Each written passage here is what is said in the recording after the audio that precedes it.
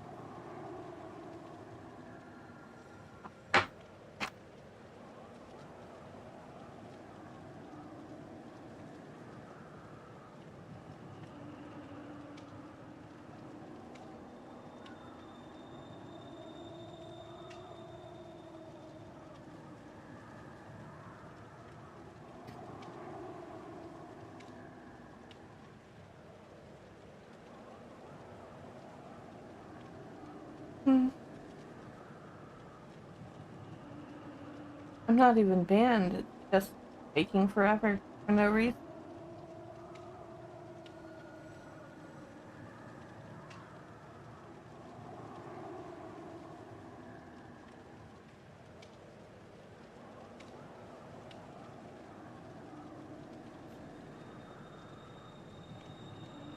Hi, Tom. How are you doing?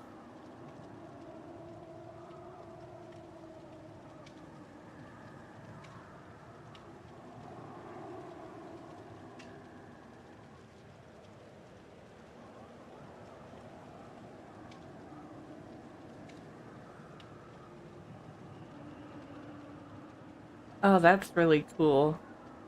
It almost never does that here. I mean, it does sometimes, but it's rare. When it does snow here, the whole country hears about it.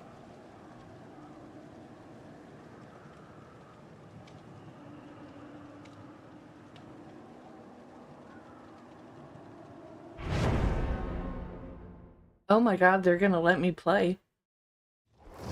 I was starting to think something was wrong.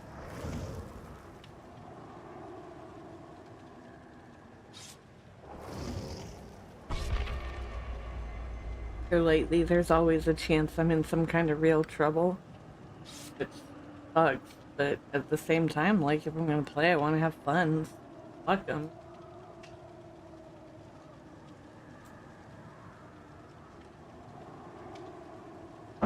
People are such whiny little cunts.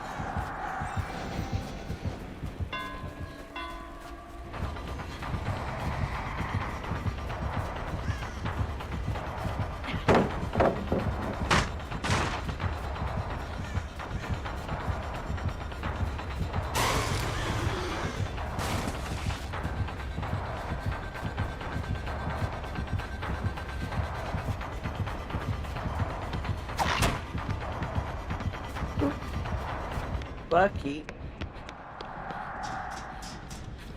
You leave me? You're gonna trick me?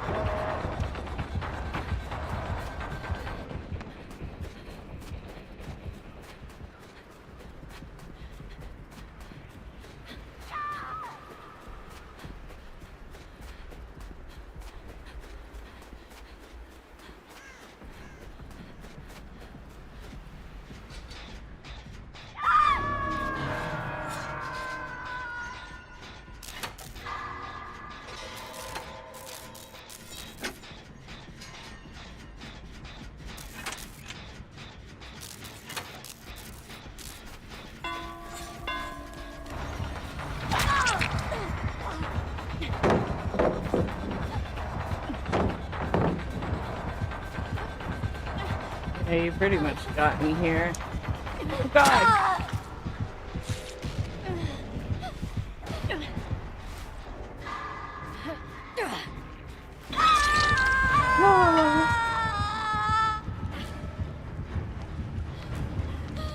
I thought he would never catch me.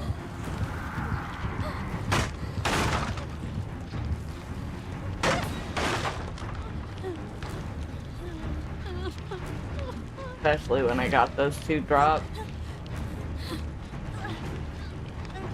I thought I had his ass.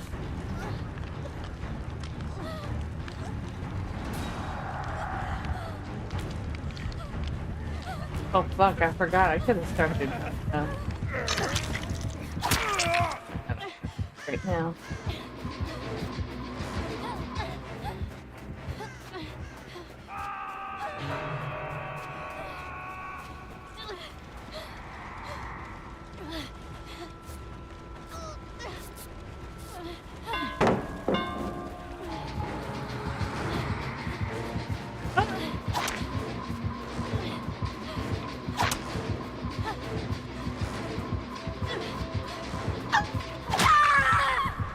Damn it! Why'd he be mad at me? Waste that much of his time. And I suck. It's his fault he didn't catch me.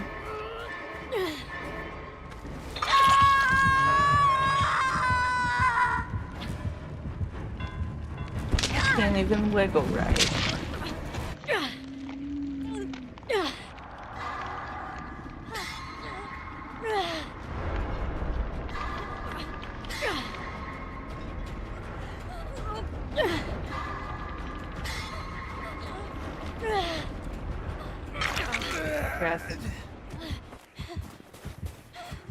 Where are we going?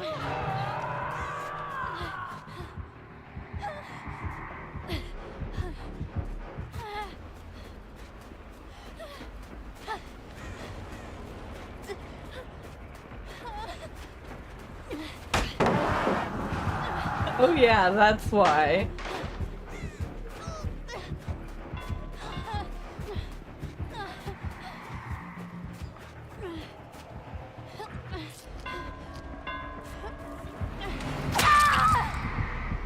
Oh, I thought I was somewhere else. Oh well. He got me.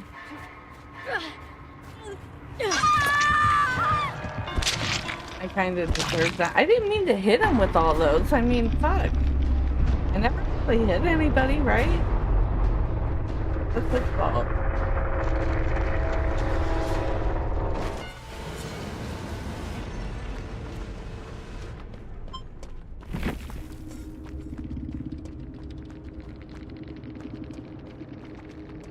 Oh, I don't know where the phone is. God damn it.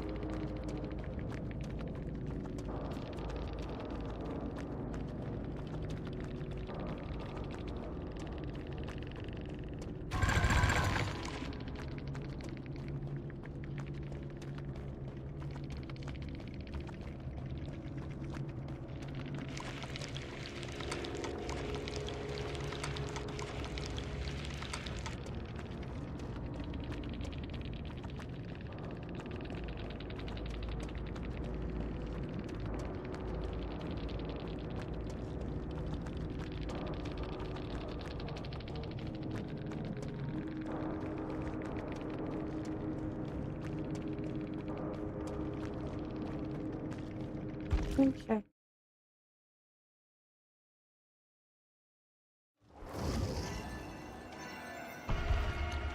What's wrong, Hawkeye?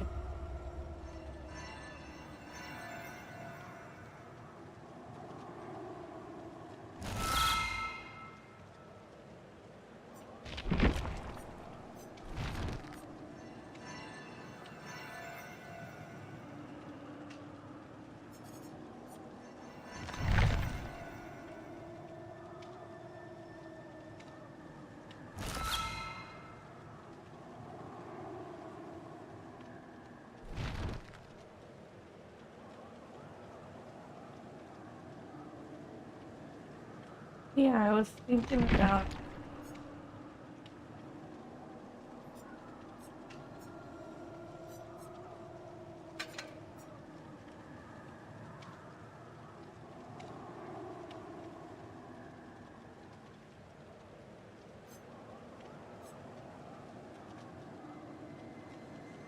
what I'm for.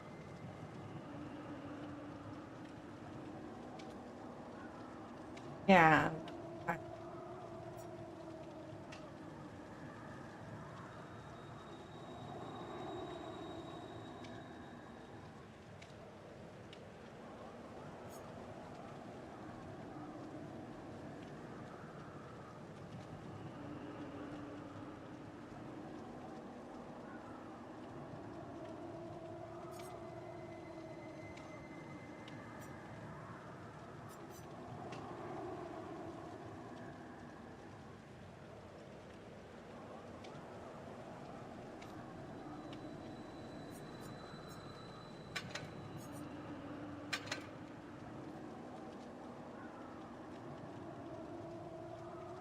Let's see. Like that one.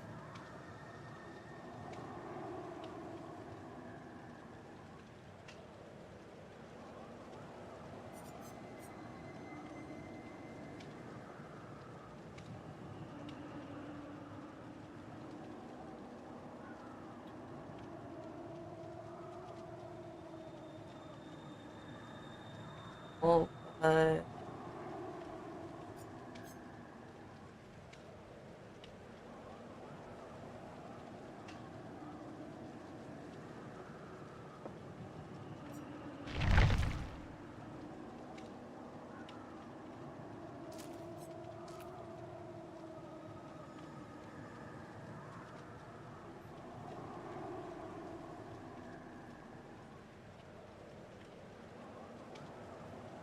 what's taking so long today? Almost like the event sucks.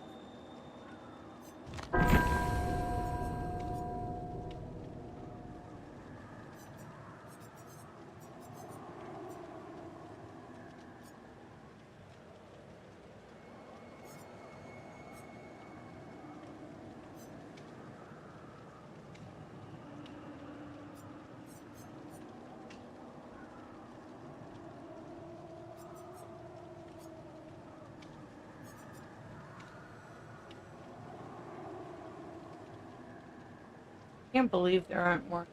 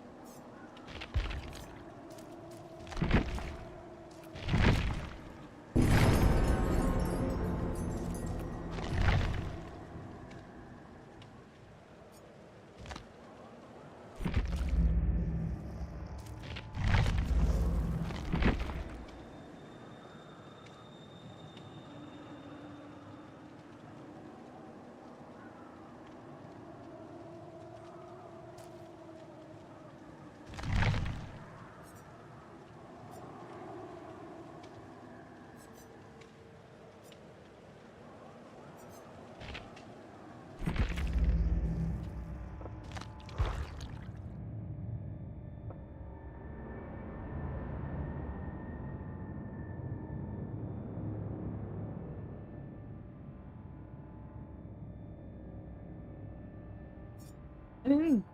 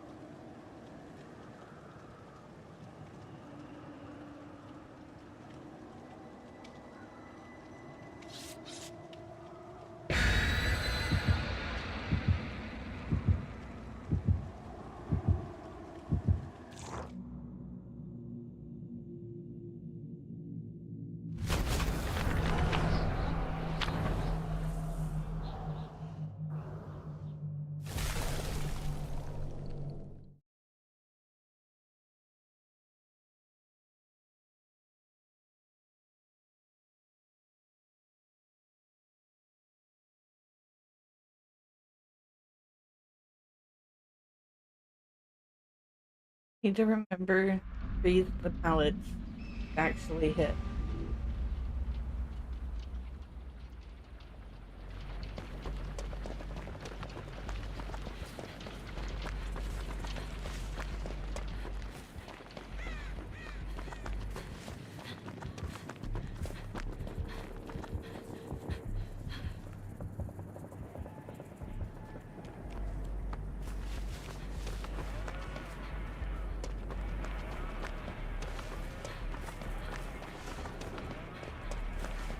Okay. Oh,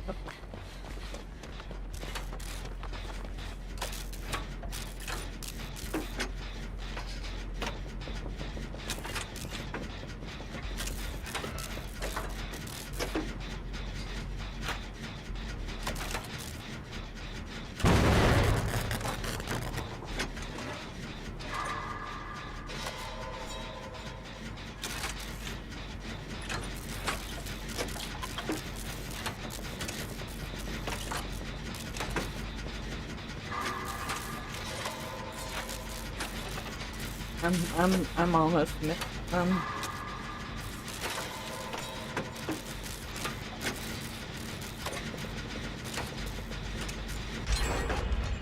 Cannibal.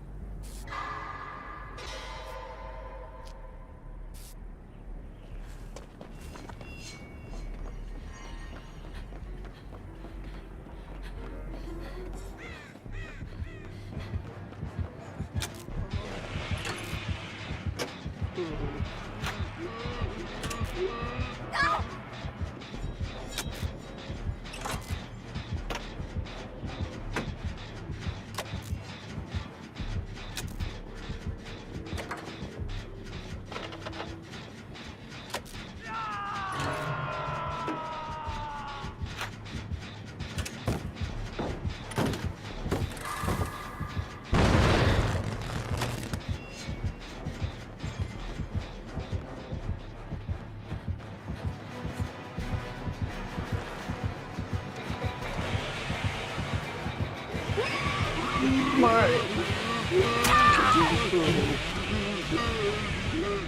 Go down.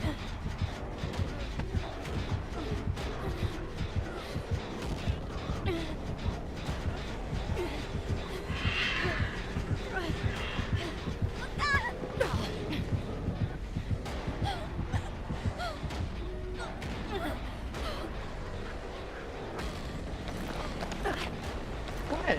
I was just going closer to the hook for you.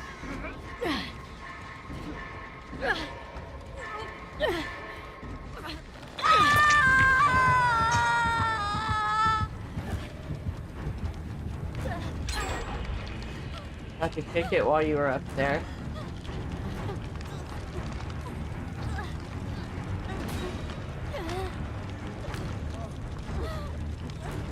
Yeah.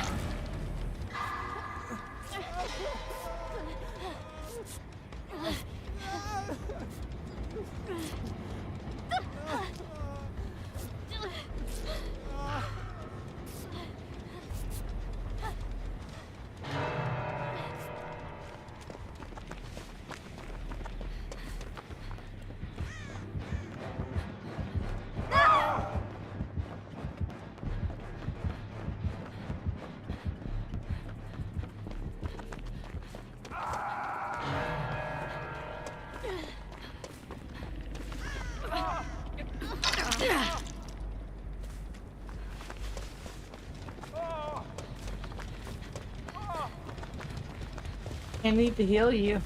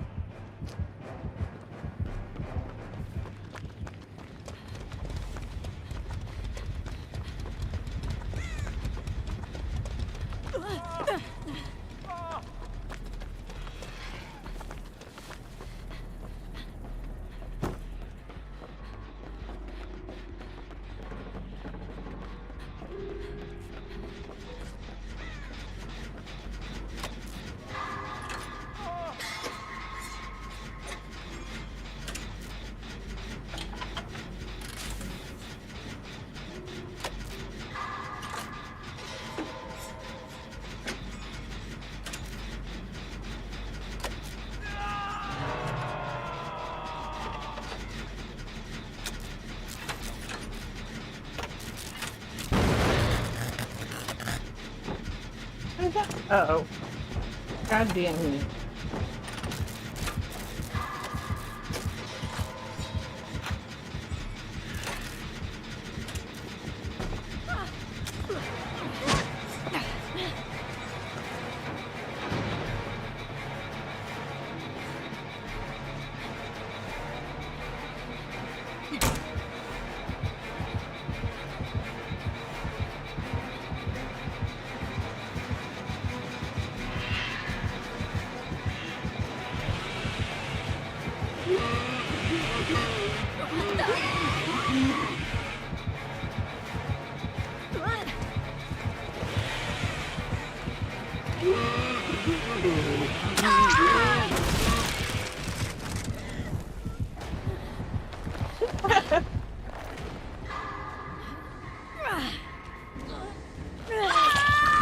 That was not my fault, Ladyface.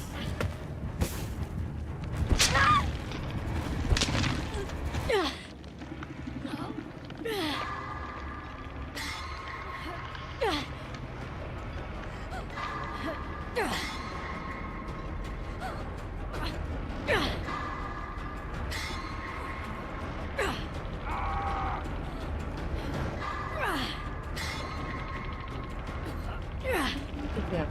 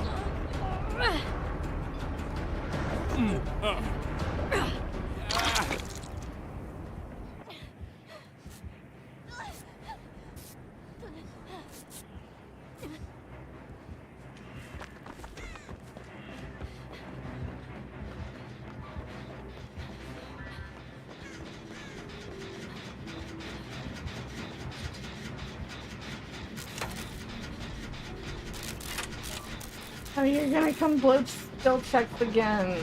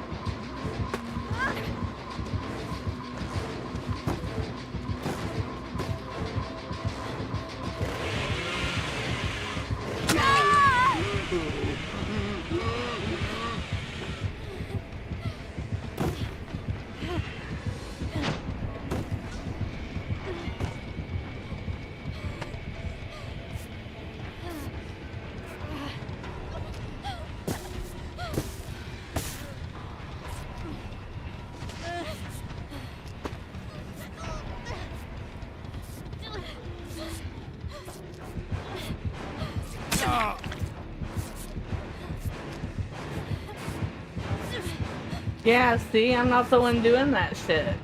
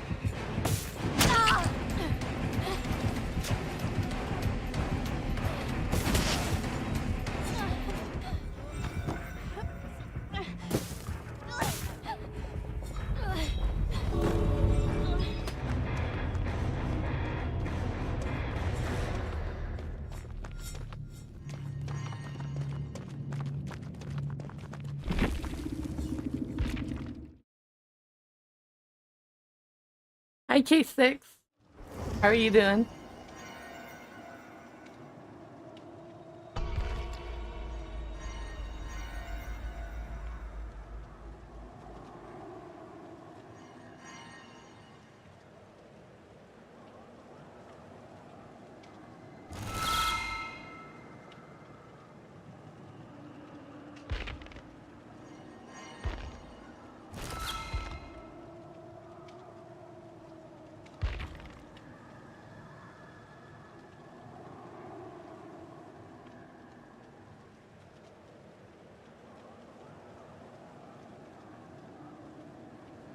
I wish I would have brought a cheeseburger home with me. It sounds so good right now. It didn't sound good when I was leaving work, though.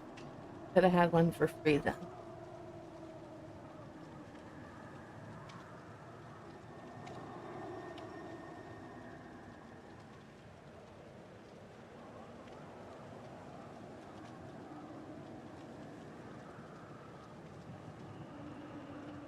I did bring home a chocolate milkshake, but there's too much chocolate in it, and uh,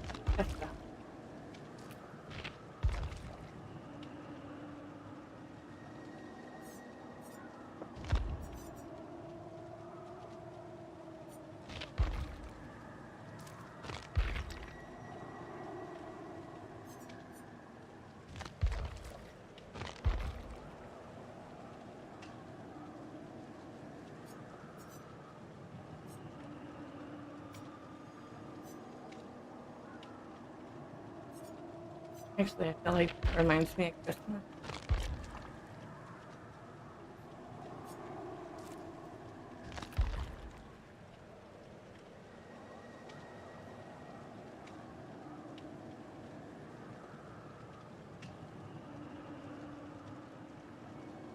This ain't Kansas, is it?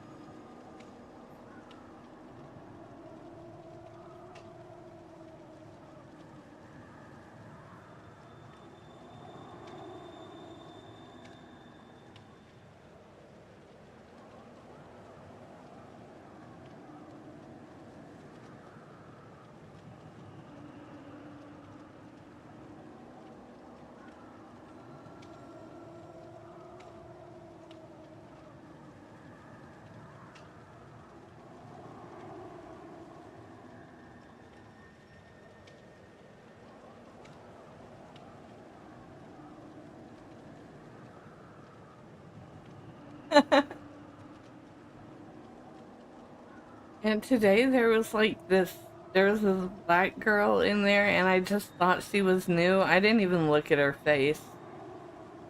She she was kind of fat and tall and had really long hair, and it turned out to be fucking Dee Dee, and I didn't even know that was her.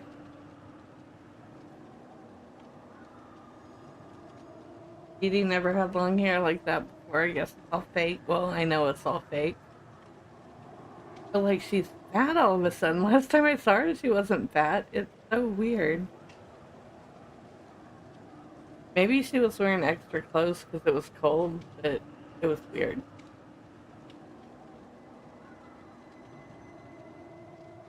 I was wondering why she was so comfortable having such an odd mouth after she gets like.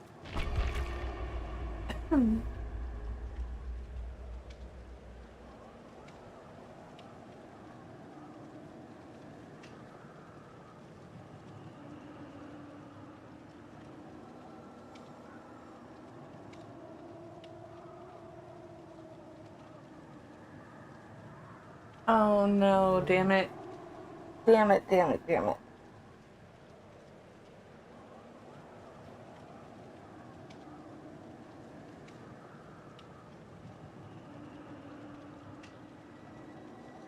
The bank made me change my password. They do this every 6 months.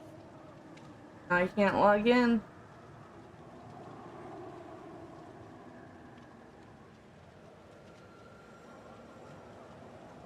They're not even a big bank, so there's not a number I can call. I've got to wait till they're there in the morning.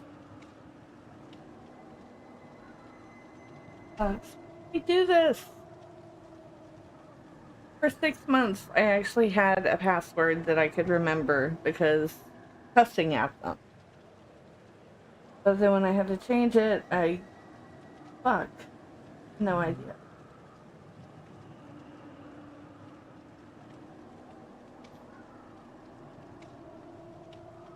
It's my money. If I don't want a password, then why should I have to?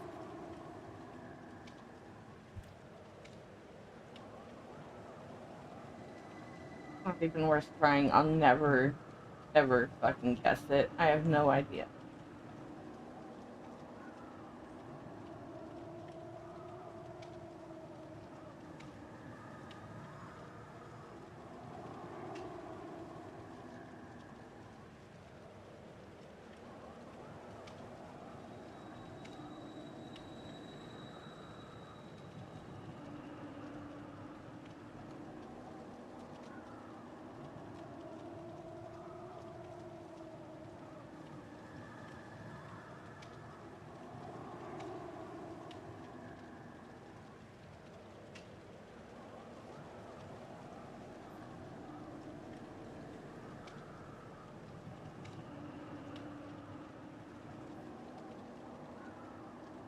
Yeah, that didn't.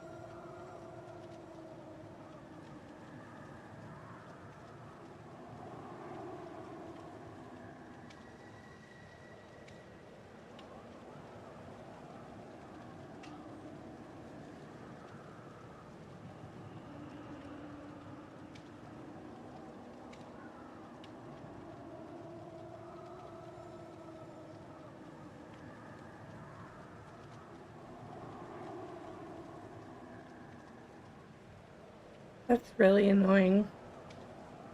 Really fucking annoying.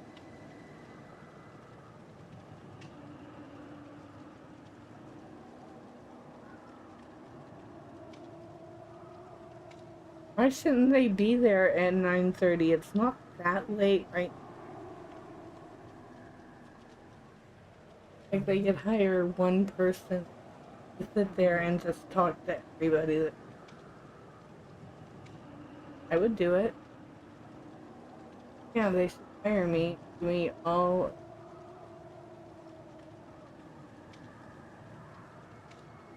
overnight by myself.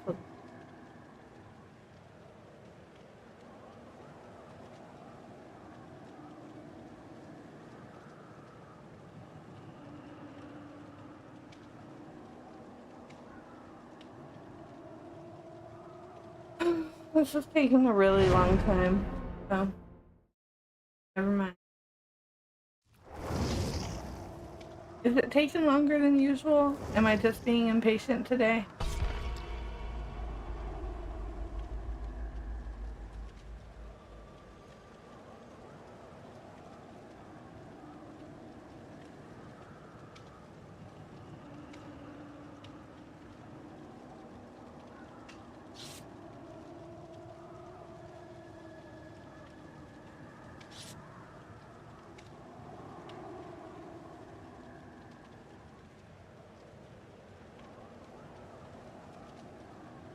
That would be the only thing they ever heard me complain about and tried to fix.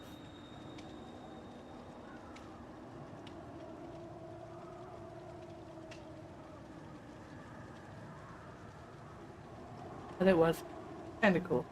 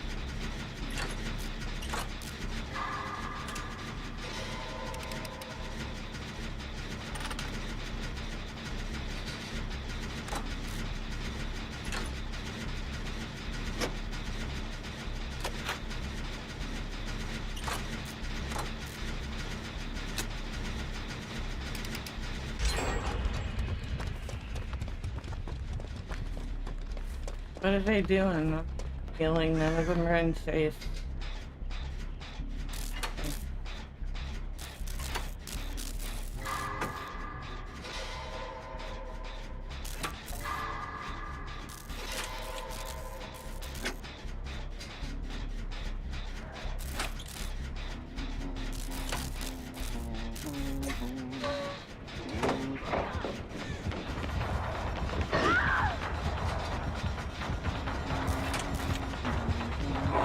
I'll be a moment. And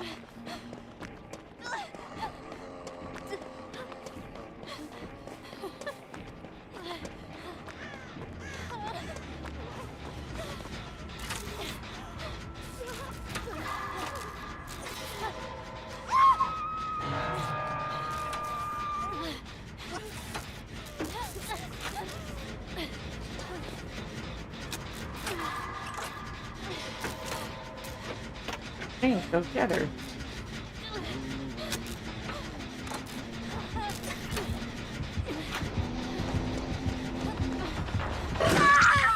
Damn.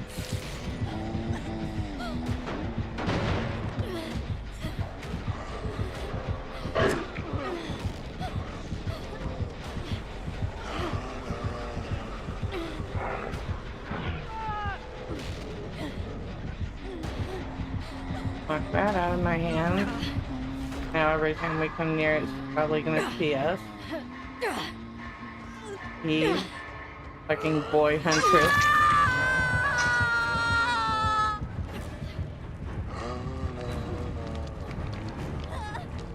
Oh.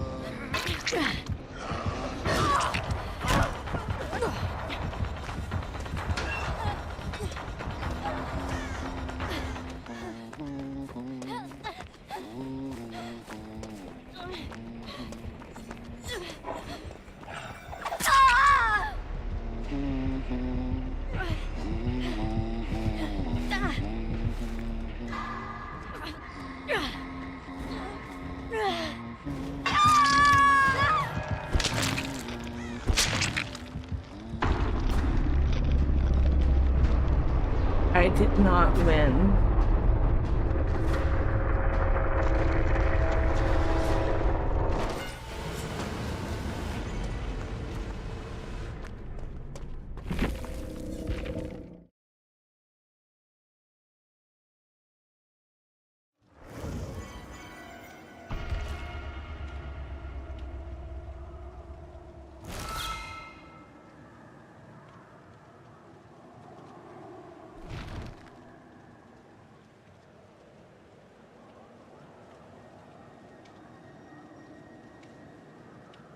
fucking cold. Oh shit. And it didn't realize it.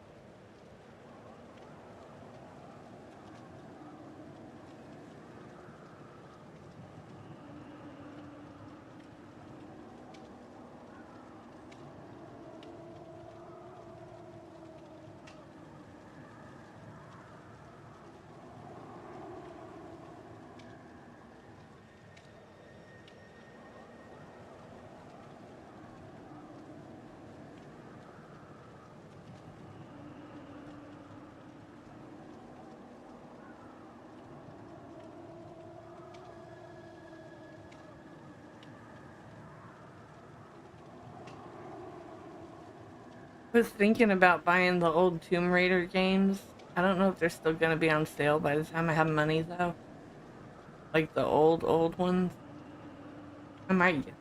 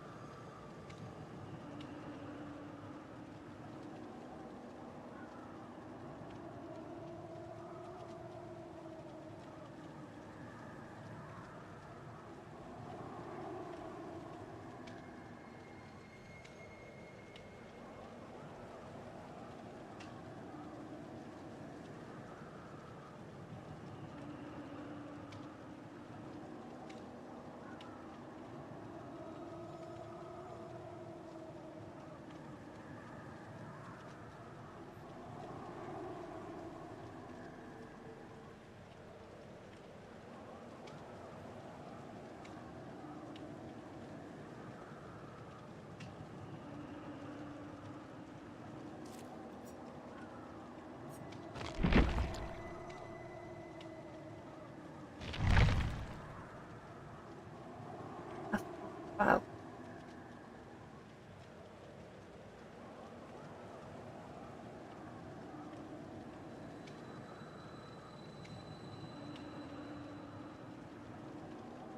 I have the day off tomorrow. I don't have to work. I'm really happy about it. Starting to hate that place a lot more than you.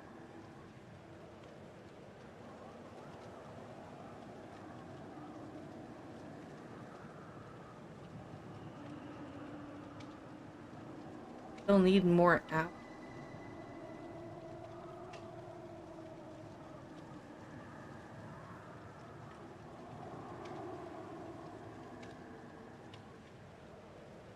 I don't know. Maybe I should try DoorDash. See, don't really want to fucking go to Wichita all the time.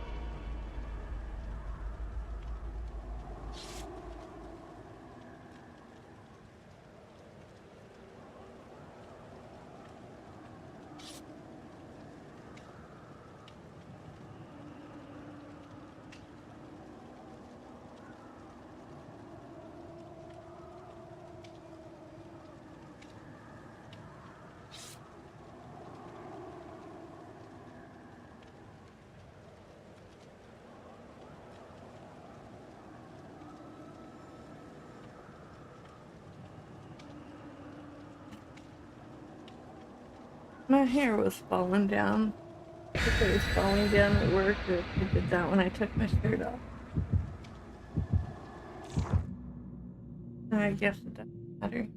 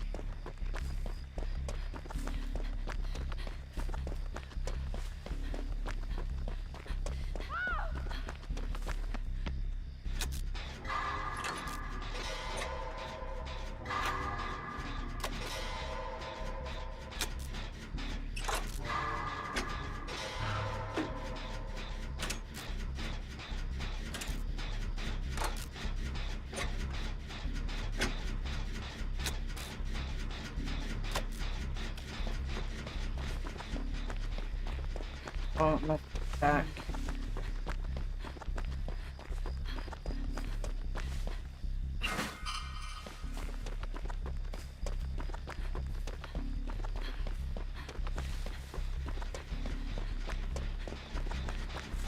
No, it's not even a very good one, but I want it back anyway.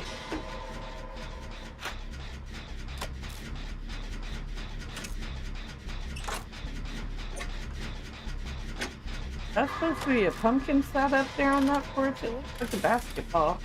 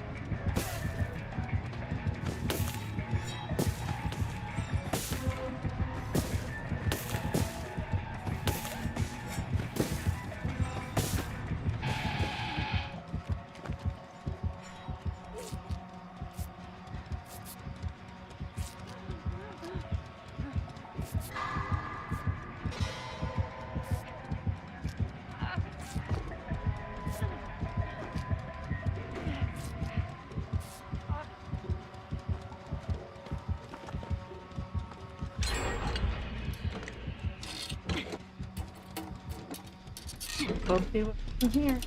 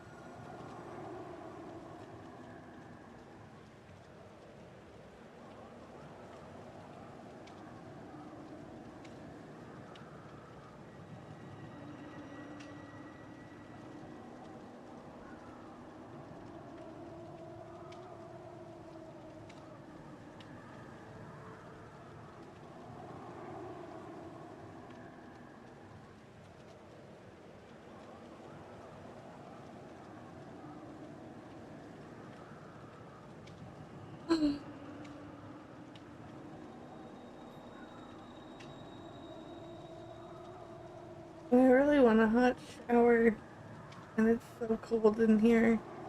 So cold in the bathroom. Hi, Brad.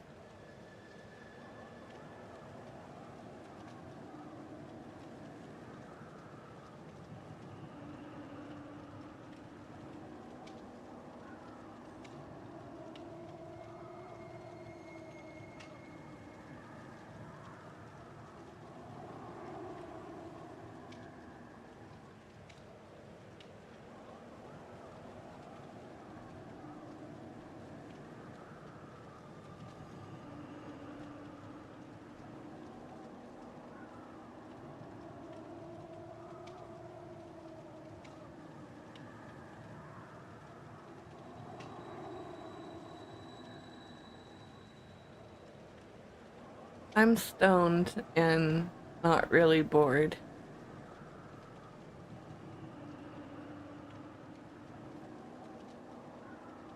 Being drunk sounds nice right now.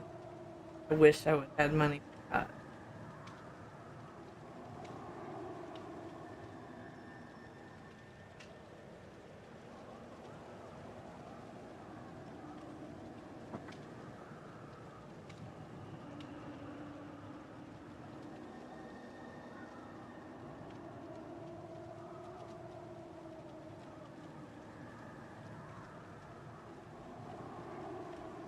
You know, I downloaded every episode of Pluribus so far, and I was gonna split them up so that they were like in two parts, so I could just upload them straight onto the server to watch. But it's just like a funny file type, and it was taking fucking forever. Like, it took 2 hours to get it into the program so that I could just chop it in half and try to send it back out of the program, and then it was taking more than another hour. It wasn't halfway done yet, so I just shut everything down. I just decided I'm not gonna do that. I guess I could download a different file type, but like, fuck.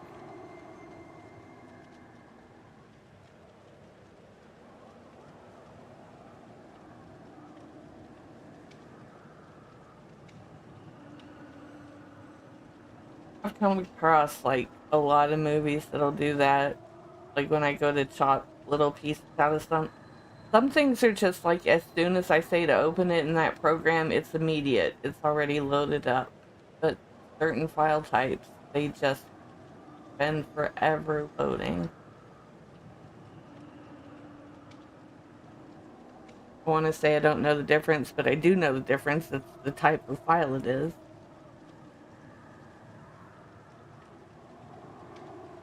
Big pain in the ass. It would probably be easier if I like paid for stuff, but I don't pay. Everything's free, so gotta use it like it works.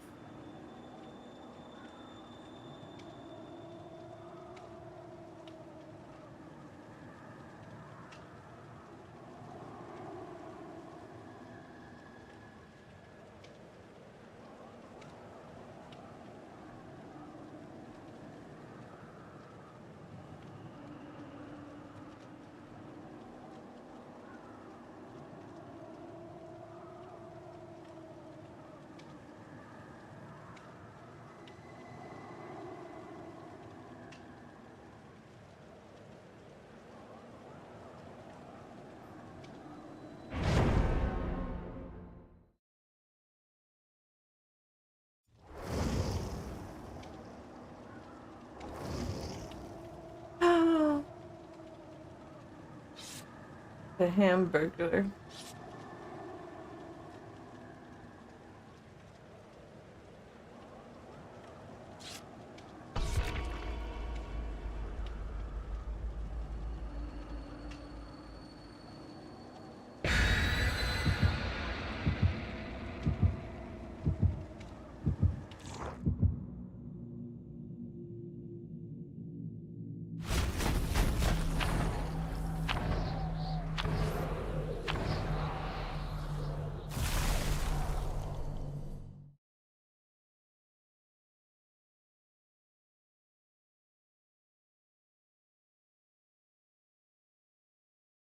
I really, really want a cheeseburger. And it really annoys me because I could have had a free one, but I didn't want one. Cheeseburger didn't sound good. I was like, nah, I don't even want food. Like, as soon as I got home, well, as soon as I got settled down, cheeseburgers started sounding really fucking good. Like, better than anything else I can think of.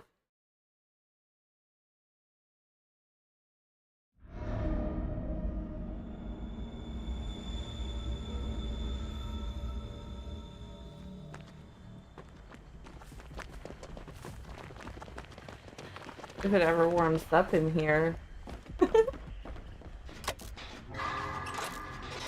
If it ever warms up in here, I've got ice cream out there I really want to eat.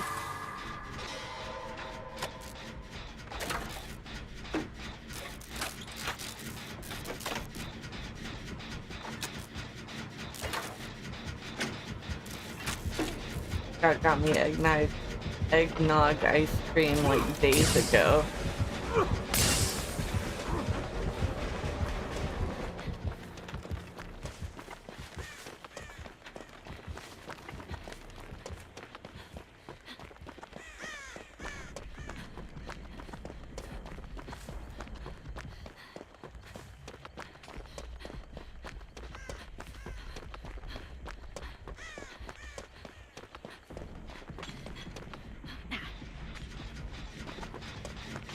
Not go back to those other ones. He wasn't there to start with, was he?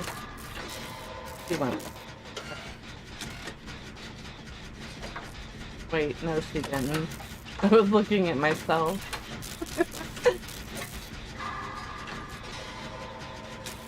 Fuck it.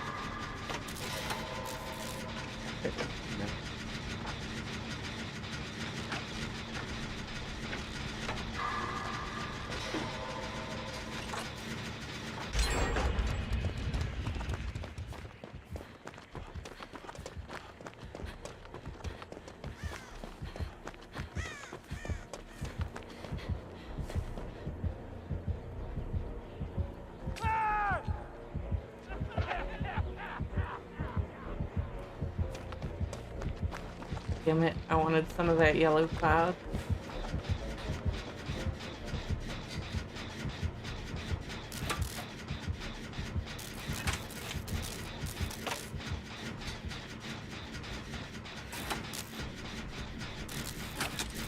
So what, is he friendly, or what's going on?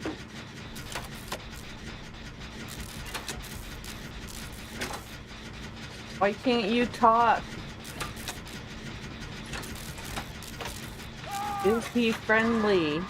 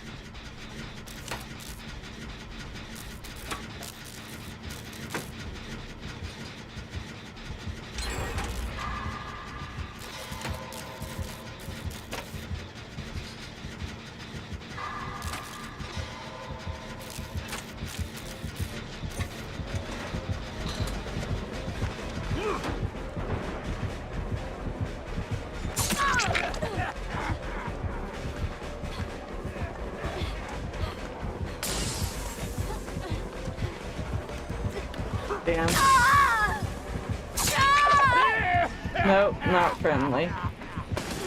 Now I know.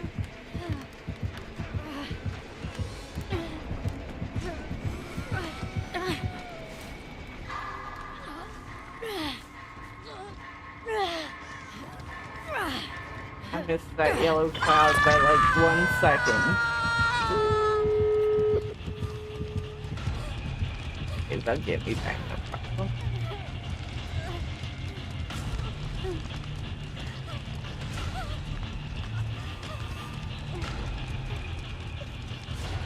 Yeah, he's in the fat curved Santa skin. That's pretty awesome.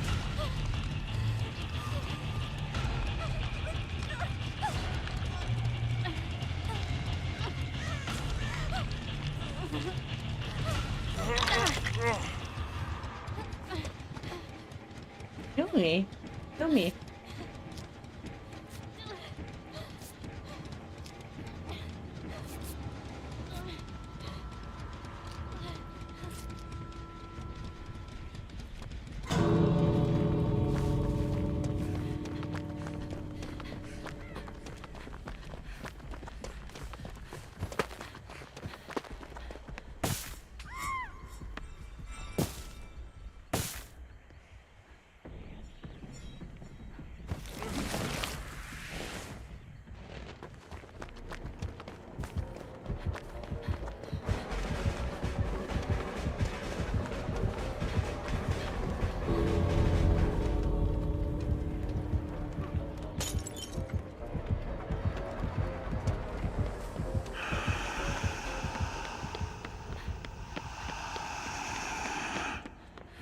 Invigorated.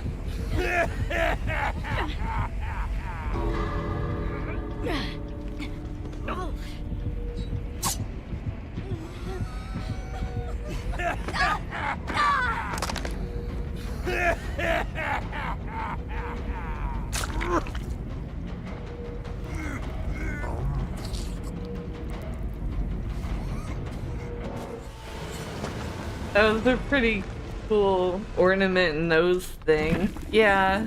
Yeah, I let him kill me. He didn't do very good. He needs some points. I appreciate him playing as Santa.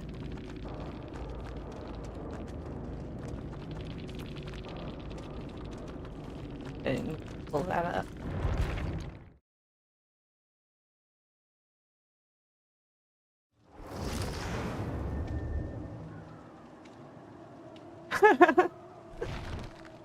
Not just for that.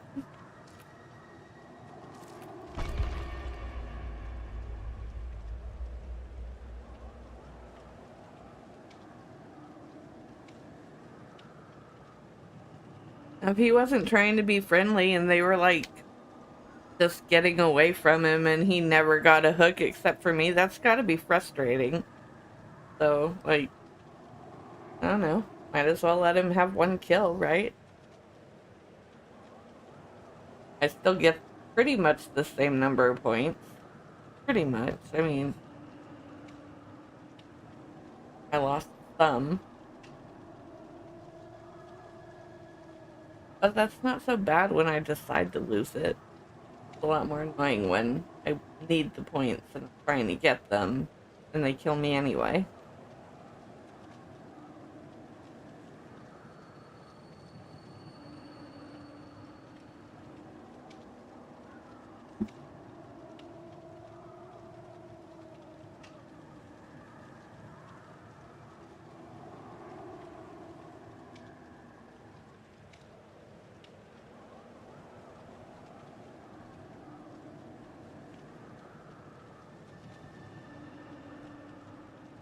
And honestly, if he was trying, like, he was trying to hook us, he hooked me, so he was trying, right?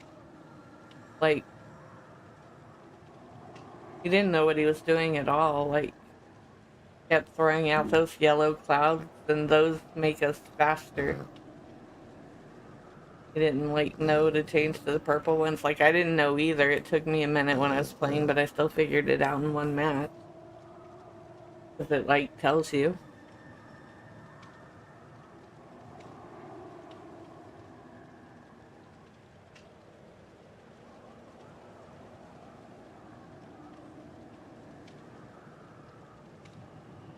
But yeah, anyway.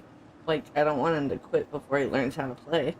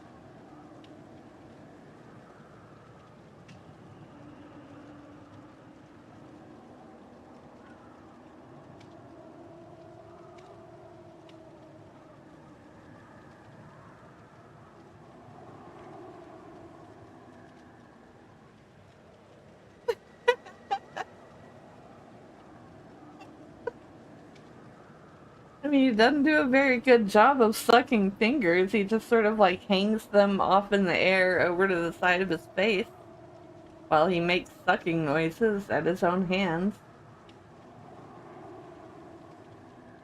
Wonder why they don't fix that.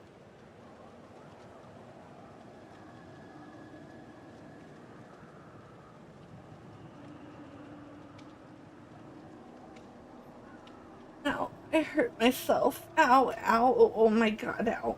Oh my god. Fuck.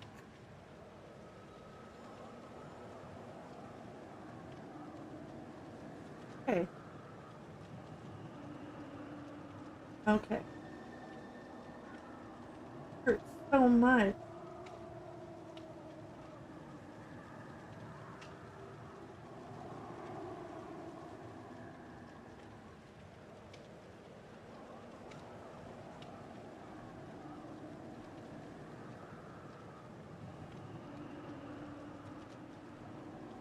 Okay, didn't hurt that. Dropped to the ground, screaming, pulsing. Hurts like pain.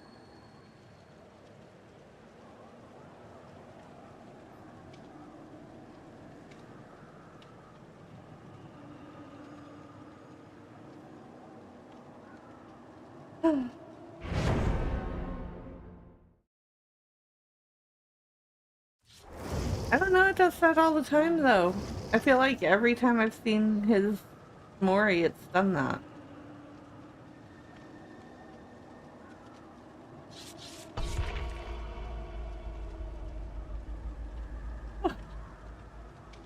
Hmm.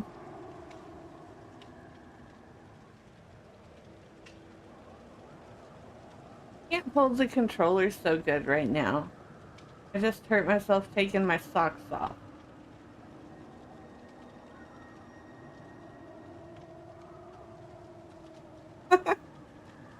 I did hurt my finger.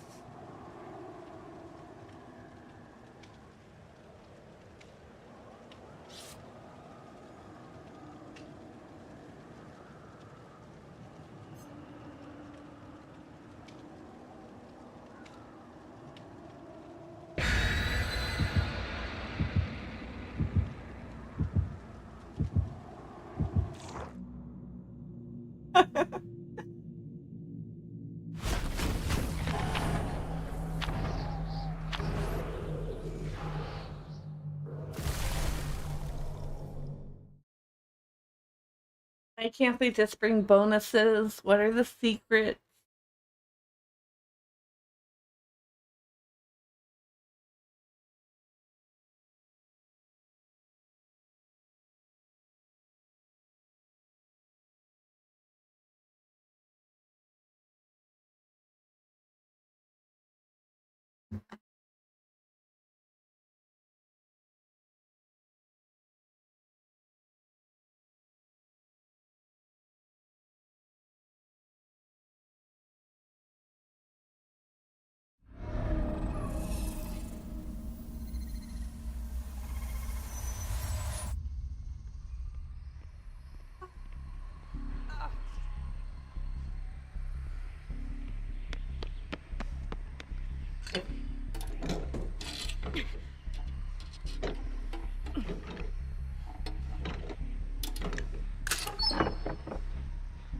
Oh.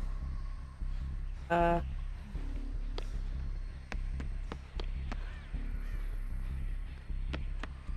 I'll take it.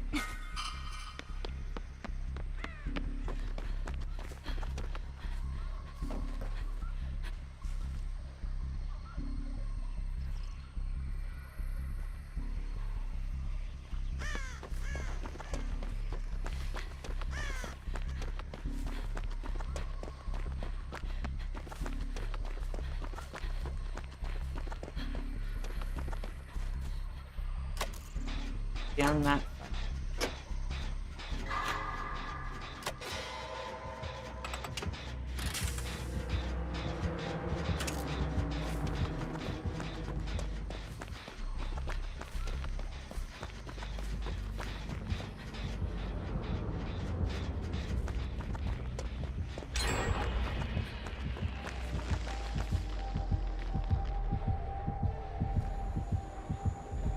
You.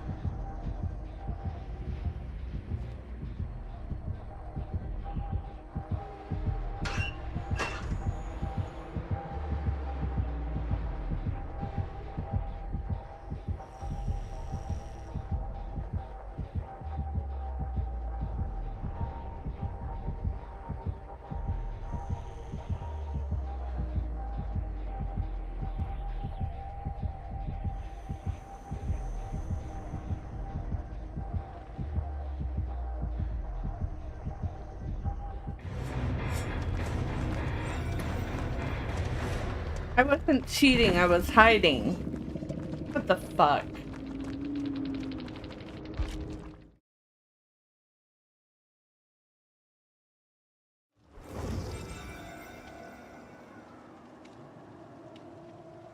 Your controller died again. Fucker. Able to play right anyway.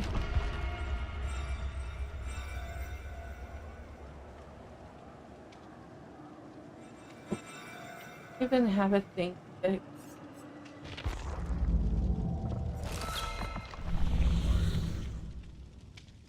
Oh. Is that in one? Please don't be in one trial. Yeah, it is. Damn it. Here.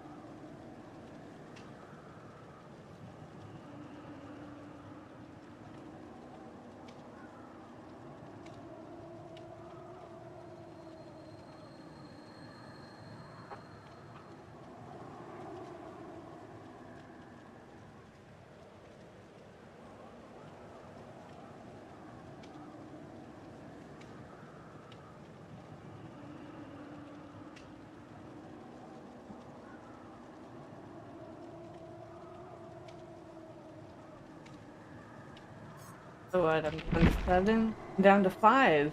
Okay, 5 more of these. The weight a little less swing.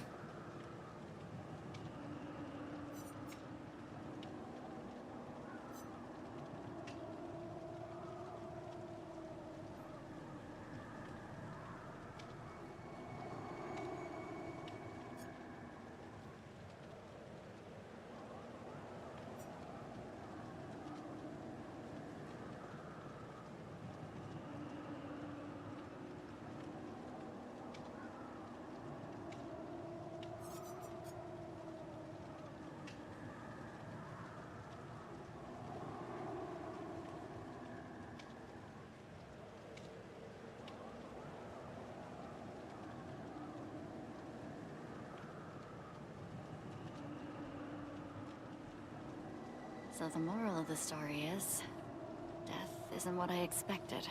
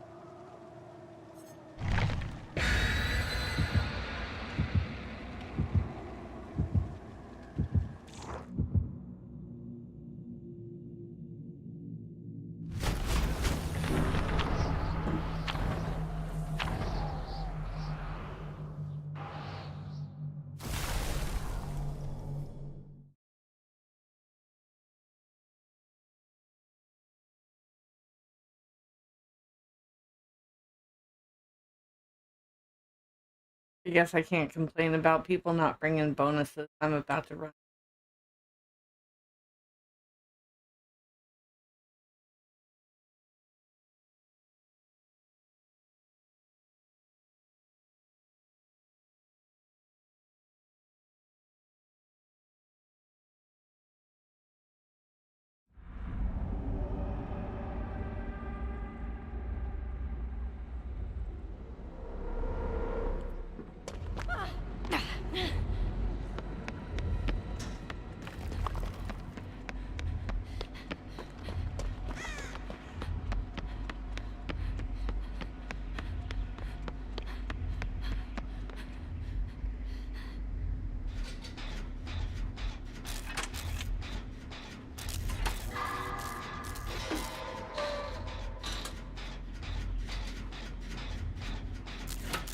Why aren't any of them doing anything?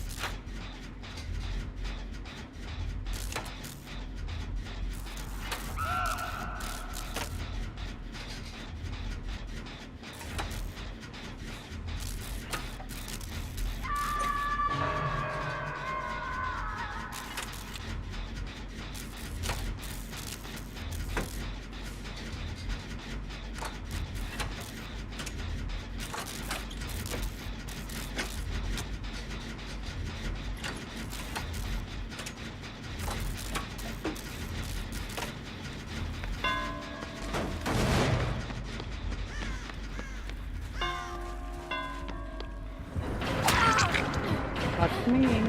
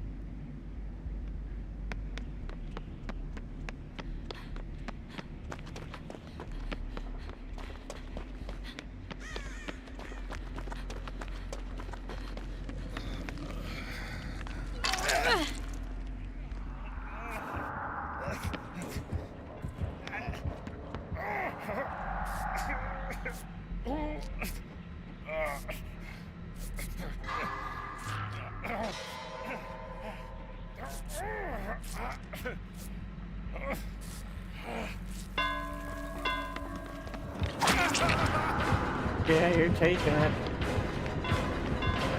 Stupid healing spot.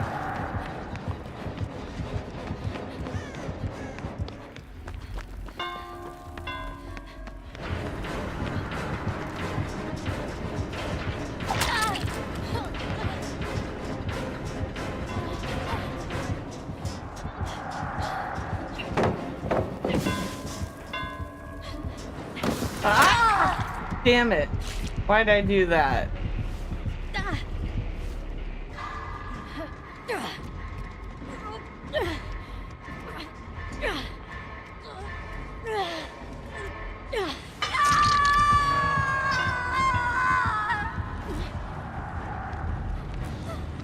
Lights are good.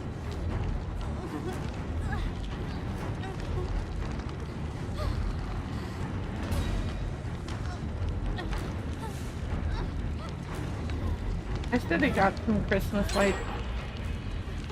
Really like them. I didn't get any though.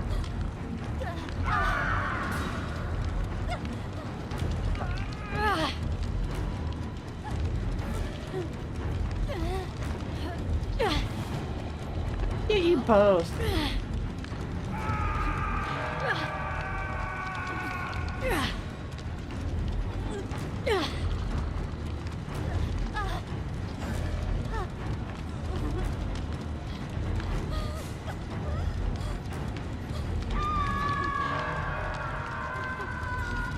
Not you both twice. Not even good at this.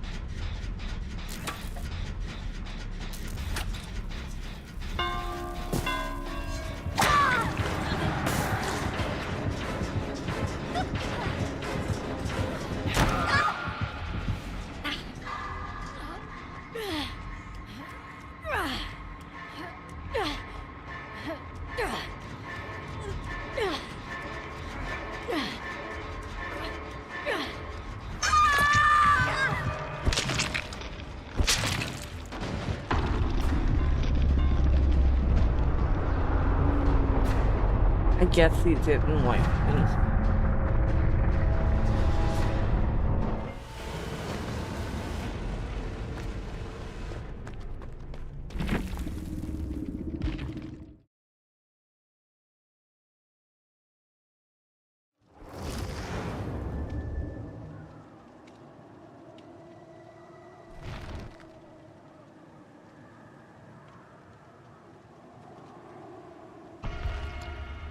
Thanks.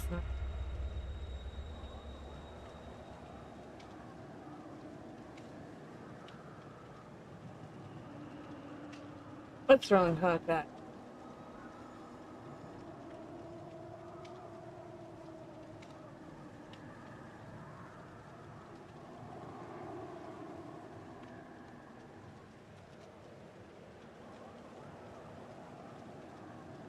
I feel like I'm tired, but that can't be right.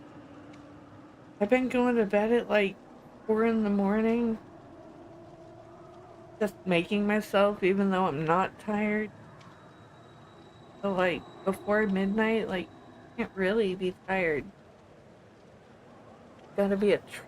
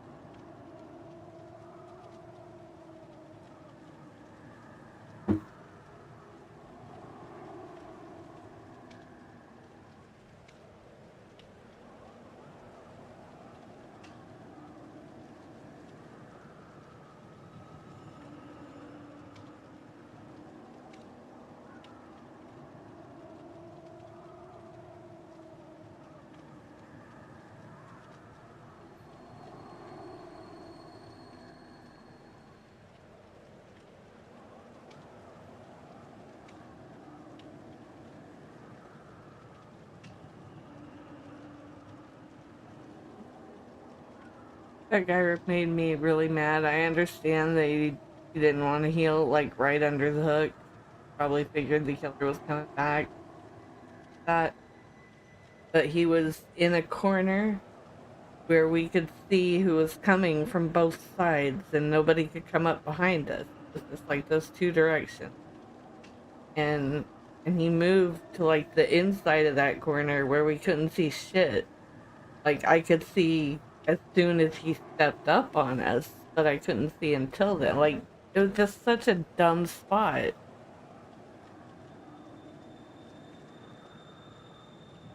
Really pissed me off.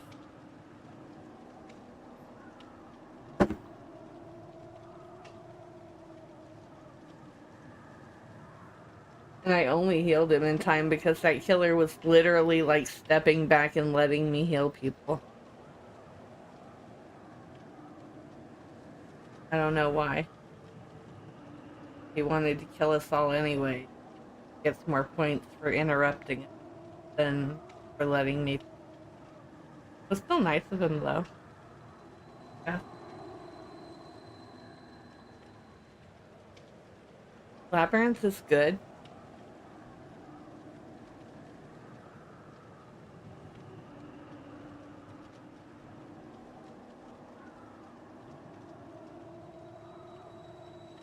After you posted that picture earlier, I was kind of thinking about Scarface. I know I've got it downloaded. been a really long time since I watched it.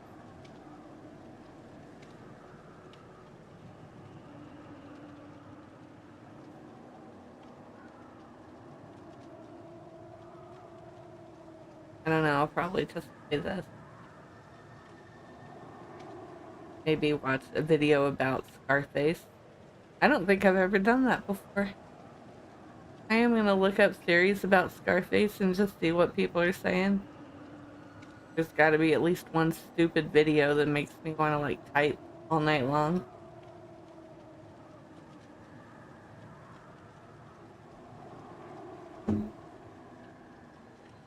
I watch a whole lot of the ones about that Tom Cruise movie with Nicole Kidman, Eyes Wide Shut. I watch videos about that like at least a couple times a week. And I've only seen that movie 2-3 times.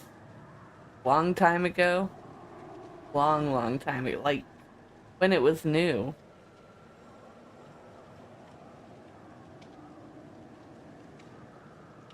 But there's just so many videos about it. Want to watch them all?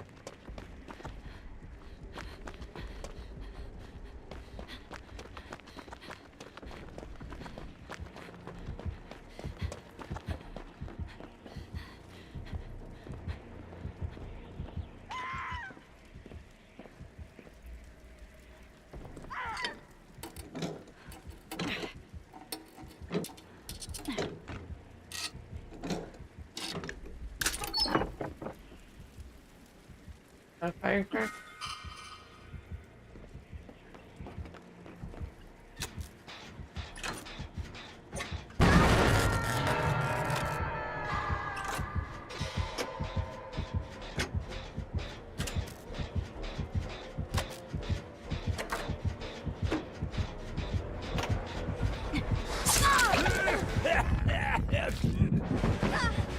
Did it work? It didn't work. Fuck. And now I'm in a basement. Oh, he didn't see the basement. Cool. Gonna see it now. My med kit is up there. Gotta go back.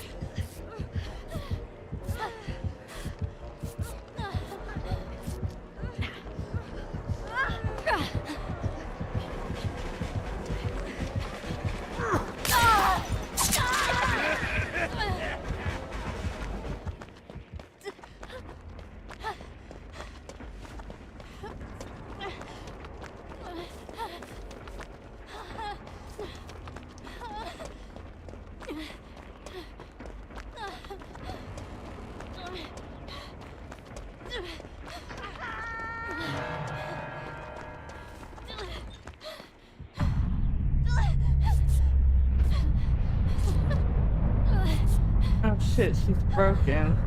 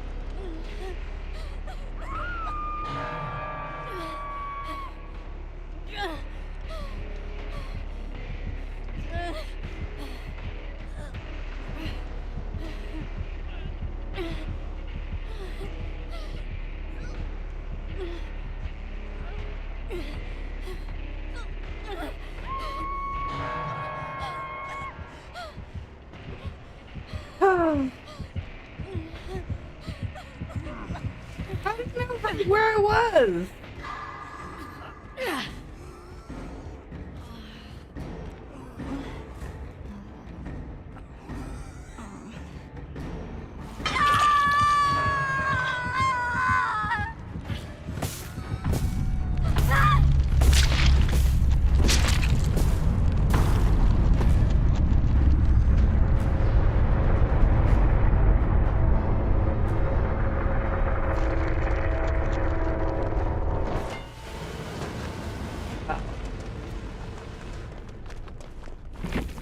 That sure was fast.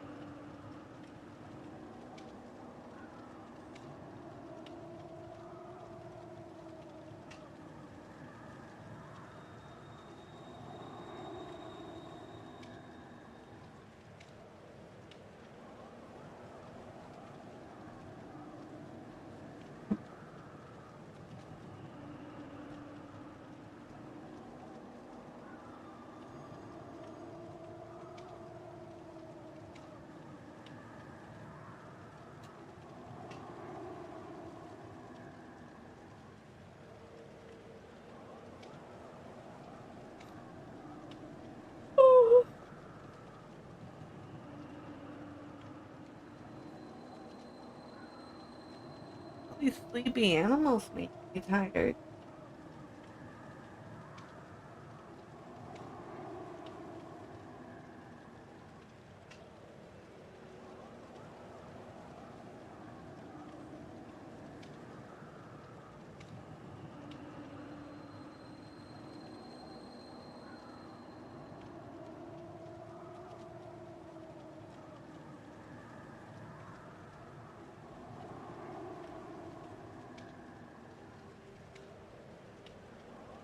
I'll try to look for something like that.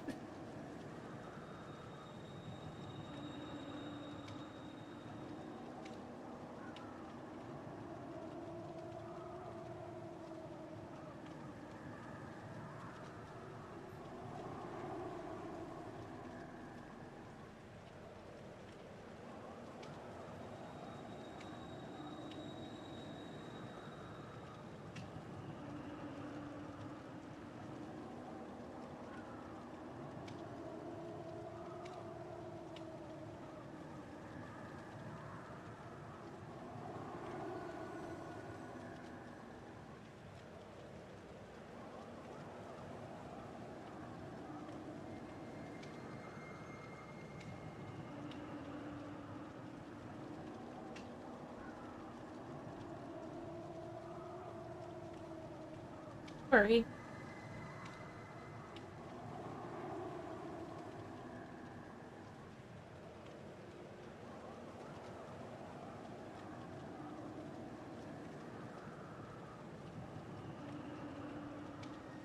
There's a part of New York that nobody ever, not Manhattan, boroughs,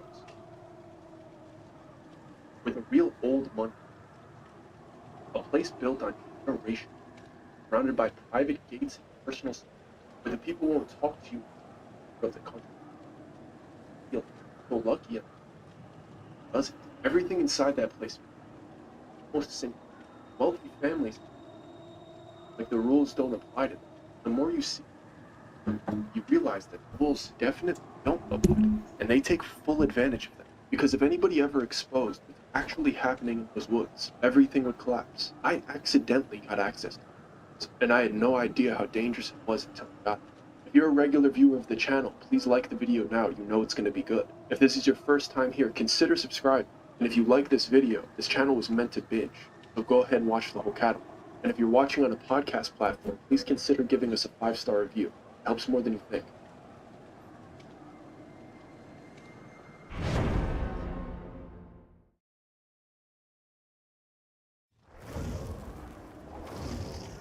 There's going to be parts of this story that are kind of funny, but I promise you I the don't story know if isn't I funny. ever Do your saw best that to one. remember that there are people out I here saw doing the very first bad Ghost things, but we Rider. accidentally came across it.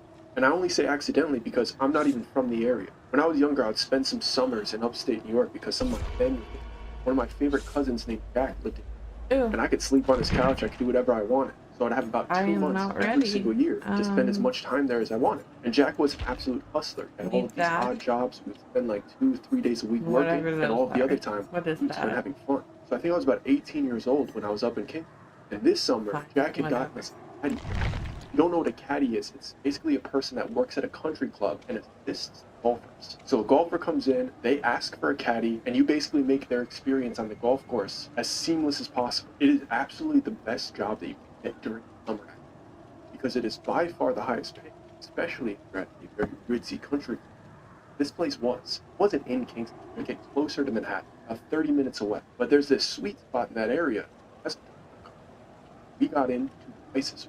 One of Jack's friends got us to hook up, and we got to spend 2 days a week in this beautiful place, getting hundreds of dollars for hanging out with the dudes. Most of the guys are very pleasant, very fun. They're there to have a good time. They're having drinks. They're pretty good at golf in general. They just want to be treated nice because they're spending a lot of money. So all we had to do was be accommodated. And this job was so fun. So we took it seriously. We wanted to be the best caddies because we wanted them to come and request us. We got really good at it really fast. And we built up some pretty good clientele. But if you've never worked at a country club, I'll break it down to you. The caddies basically have to wait in a queue.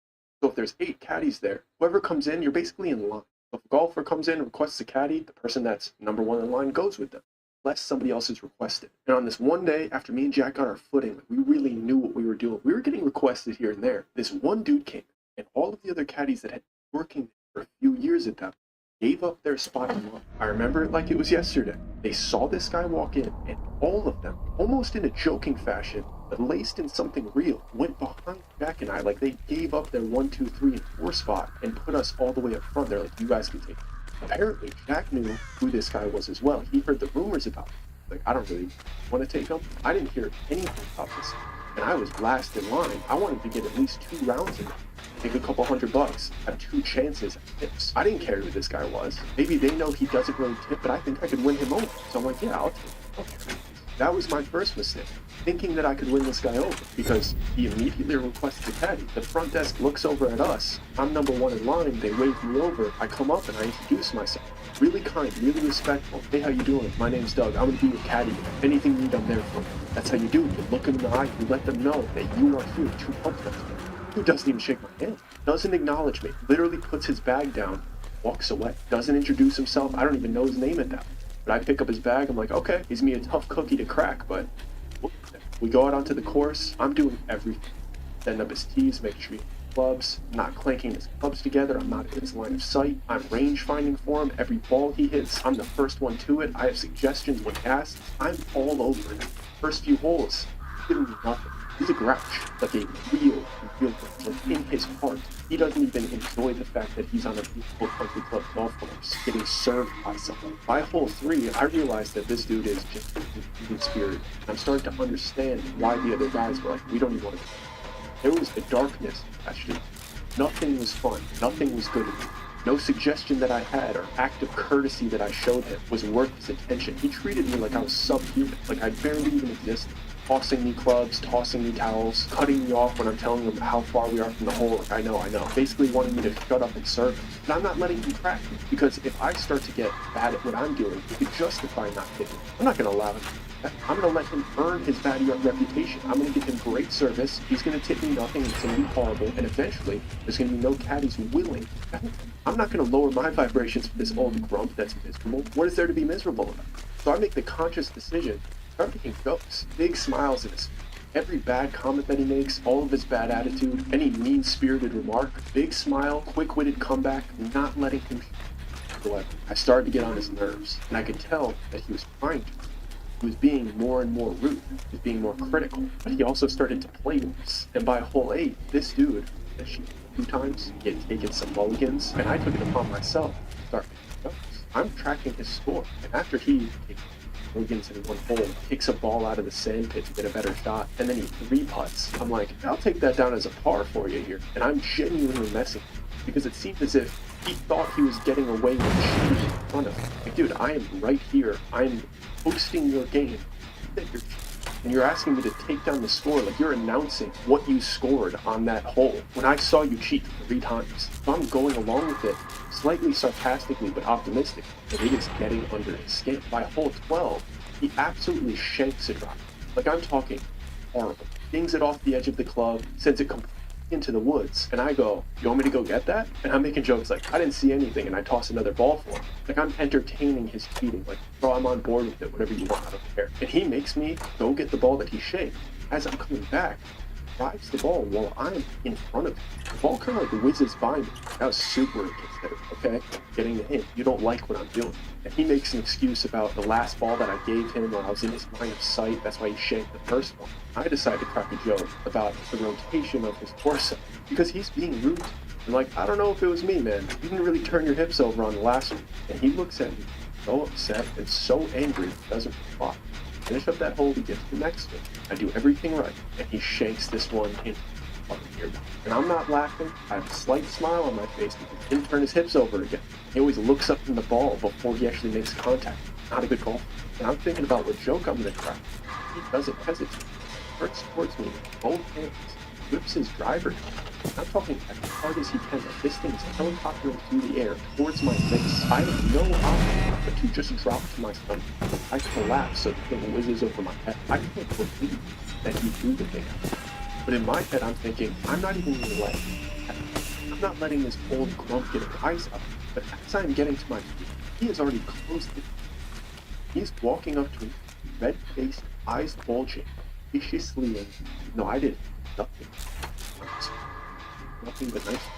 By the time I get to my feet, he is in my face, holding my collar, my little caddy polo that I was wearing, and he's gripping, like digging his knuckles into my collar.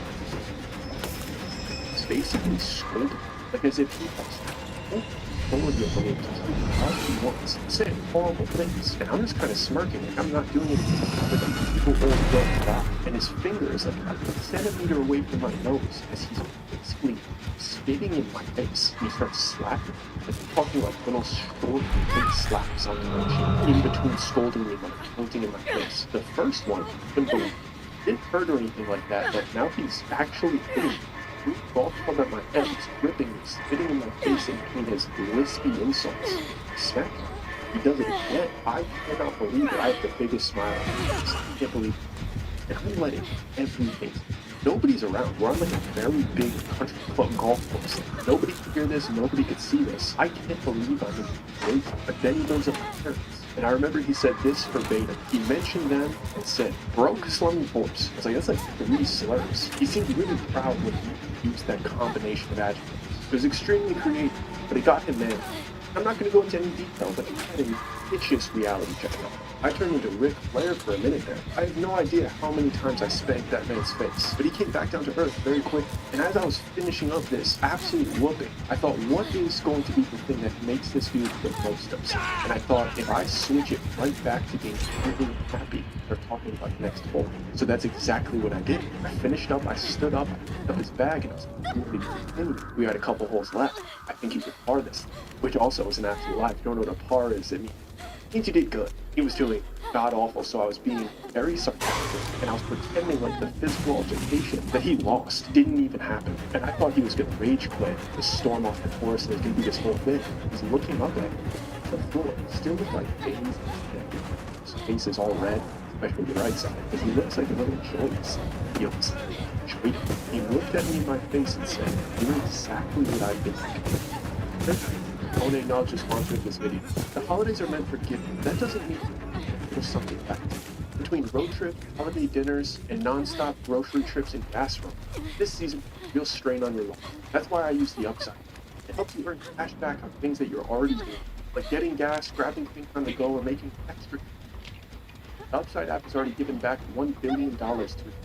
There are over 100,000 gas station, restaurants, and grocery stores on the Upside. Here's how it works. Just claim an offering, pay as used, credit card, debit card. Follow the steps, get paid. I would use this. You should consider using it. We're constantly going on a you guys lose, which means a lot of mileage and Upside lets us earn every time we fill up and let us find location wherever we are. Users are included with Upside and other programs, and people are earning $1 million every single week. And like I said, Upside is giving back $1 billion to you. Find out how much you can earn. Download the Upside app and use promo code Dougie to get an extra 25 cents back every gallon of your first tank of gas. That's an extra 25 cents back every gallon. Promo code Dougie. Back to the store.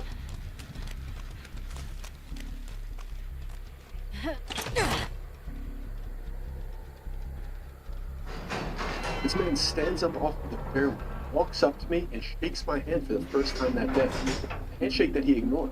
He goes, "My name is Benedict."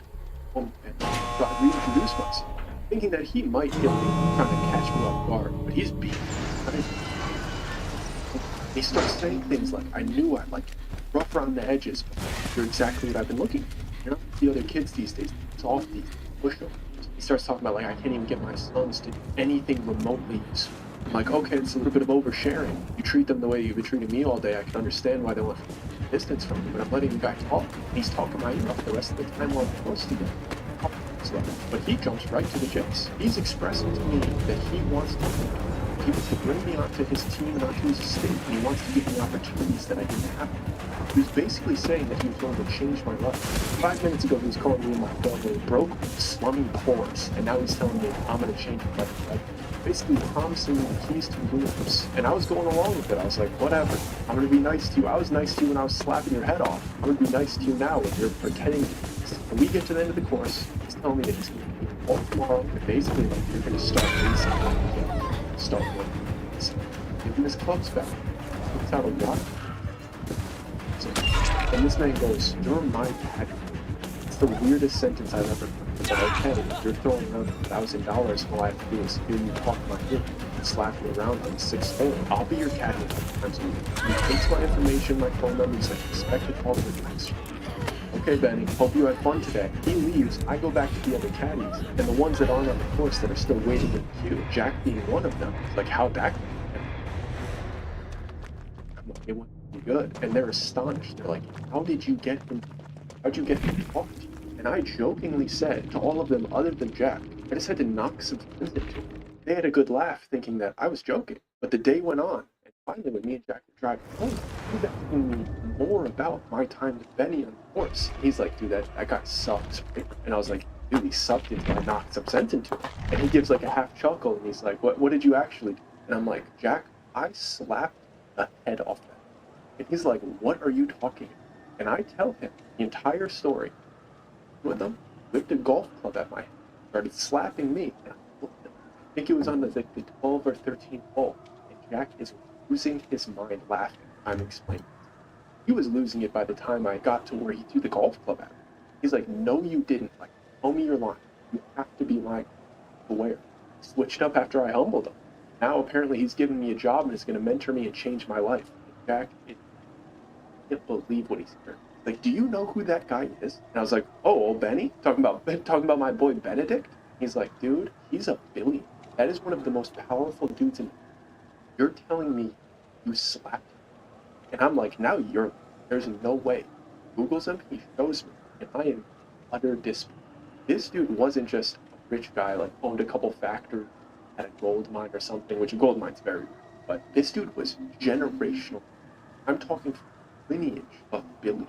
I'm talking buying election. And I want to be very clear. If I knew that before, there's no chance. I thought he was a random country club member. I didn't know how much influence he had. I didn't know how much power he had. And I'm assuming that he thought I knew who he was. So he must have thought I was really brave for doing that.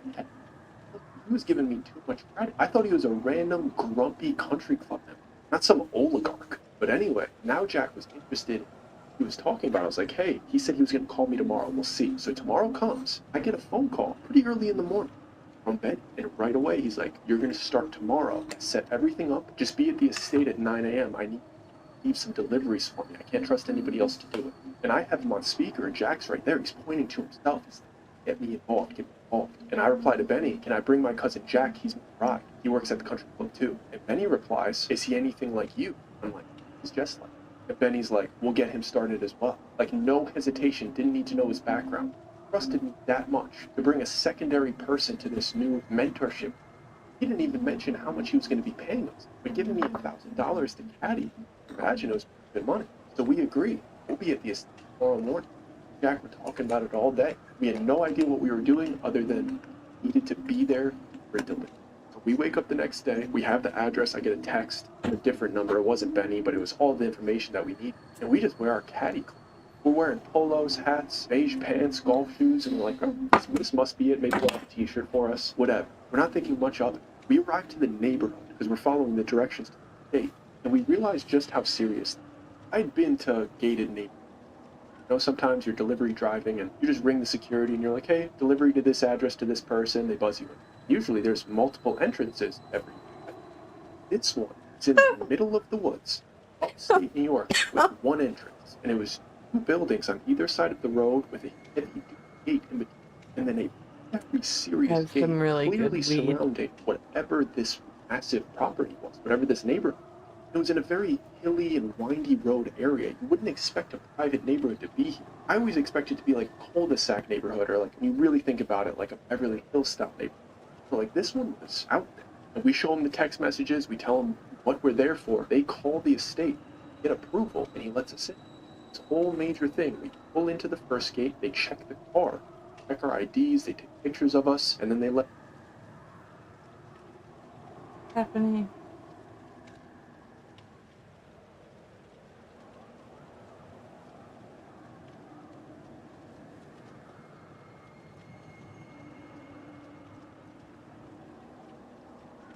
us to the second gate. And as we're driving through these winding roads, through legitimate forest, it's weird because it looks really nice, but it's also very woody. Yeah, Every once in a while, we're driving by a legitimate mansion. And in the distance, on some of the roads, we could see like a glistening lake. We're slowly getting Maybe closer you to should it as get we're down getting on the to this floor. nice estate. When we pull up to it, there's security there. So there's the neighborhood security, and now there's private security. Is this? So we go up to this guy, very similar situation. Security, he lets us in. Now we're driving. I would say a good 3 to 5 minutes from the gate to the house. That's how big this property is. I don't really know acreage. It had to be above 10 acres. And there's multiple buildings on this property. There's even a small lake on this property. There's like the big lake, which is a little bit down the road, but there's a small lake on his estate. And there's a little boathouse for the lake, and gardening houses where they must keep the machinery to keep the lawns good. There's statues everywhere, art everywhere. This place was absolutely incredible. There's random workers here and there. And as we get up to the house, we realize that this isn't simply a man. We had never seen. I didn't Simply even a really mansion. know that money like this existed, because this was closer to a castle than it was to a. It looked very old, but it looked very well kept. Like the family members that were a part of this estate for generations really cared about maintaining upgrade. It wasn't in ruins, it didn't look creepy. It was elegant, unbelievable. So we pull up to the front of this place, and we are met by other workers of the estate. They know our names, they say hello, they tell us where we're going to go, and they say they're going to put our car into the garage where everybody else parks. They point us towards one of the front doors, one of them. Let ourselves in, and we meet the guy who seems to be waiting for us as well. What's our names? What's what we're there for? Immediately goes, Girl, Benny's me. not around right now, but I'll take care of you. Art, we just got to get you guys in. We're like, okay, all good. We follow him into a room that seems to probably have 70 rooms. Brings us inside, and there's a bunch of clothing. This seems to be, it's almost like a suit store in this man's house. And I'm thinking, okay, he's gonna have us wear something. It's almost butlerish, but he has us both sit down. Like he is cutting our hair and trimming our facial hair. Like he's making us look presentable. And then after that, he starts taking measurements, getting us into suits. There's shoes there, there's socks there, there's suit pants, there's three-piece tops, and all of the accessories. So this man gave us a haircut, a makeover, and an outfit. It took about 45 minutes altogether, but after we were done, I looked in the mirror and I was like, wow, I look very rich. The imposter syndrome that we had. We're like, man, we look like $1 million. Like, I don't know for sure that I never saw it, but I don't remember seeing it. He looked good, but he wasn't wearing a three-piece suit with a fresh haircut. The people that greeted us out front were dressed pretty normally, but Benny wanted us dressed to the T. And then the stylist gave me a note from Benny with details about the delivery that we were expecting. That it was my responsibility to handle this delivery. And this note and these instructions from Benny were very telling about what this position was going to be. And I realized that Benny needed some type of buffer. Daily activities. He was basically expressing to me that I was going to be the filter between him and everyday tasks. He basically wanted me to handle deliverables, negotiating if people tried to haggle, and filter interactions that he didn't want to be involved in, but also make the right decisions without having to ask him. He didn't want somebody that could go to him and ask him multiple questions that one task done. He just wanted it done. It felt as if Benny saw me, and I guess Jack, as potentially being able to operate and get things done independently without his involvement. Do it as well as if he would do it himself. Jack and I kind of liked that. We were looking great, we were dressed great. We had all of the deliverables that were supposed to be here, like an itemized list. We had to check to make sure that every single thing on this list. And there was a little note on there that was like, this delivery driver is a little bit hard to do. It's gonna be nothing for you. Stand your ground. Don't let him get away with it. He could be a slime. And I took Coming in pride there in the with you, fact I'm that going he this trusted way. me to do this. And I'm like, yeah, I'm not gonna let this delivery driver get one over on us. He doesn't know. He doesn't know anything about it. All he knows, I could have grown up on the system. I absolutely look the part. I have all of the information that I need, the entire itemized receipt, and if he tries to get rough with me, I'll be able to handle him socially. I'm going to make sure we get this done, and Jack and I lock down this job. But nothing could have prepared for what this delivery driver was like.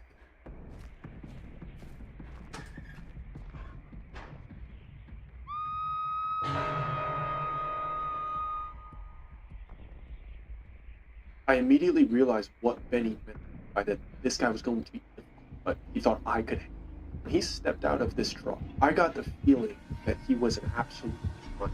Everybody's experienced this. When you feel the energy of somebody when they're near you, and it feels totally off, you can tell that there's something going wrong in their mind, or their mind is altered by something.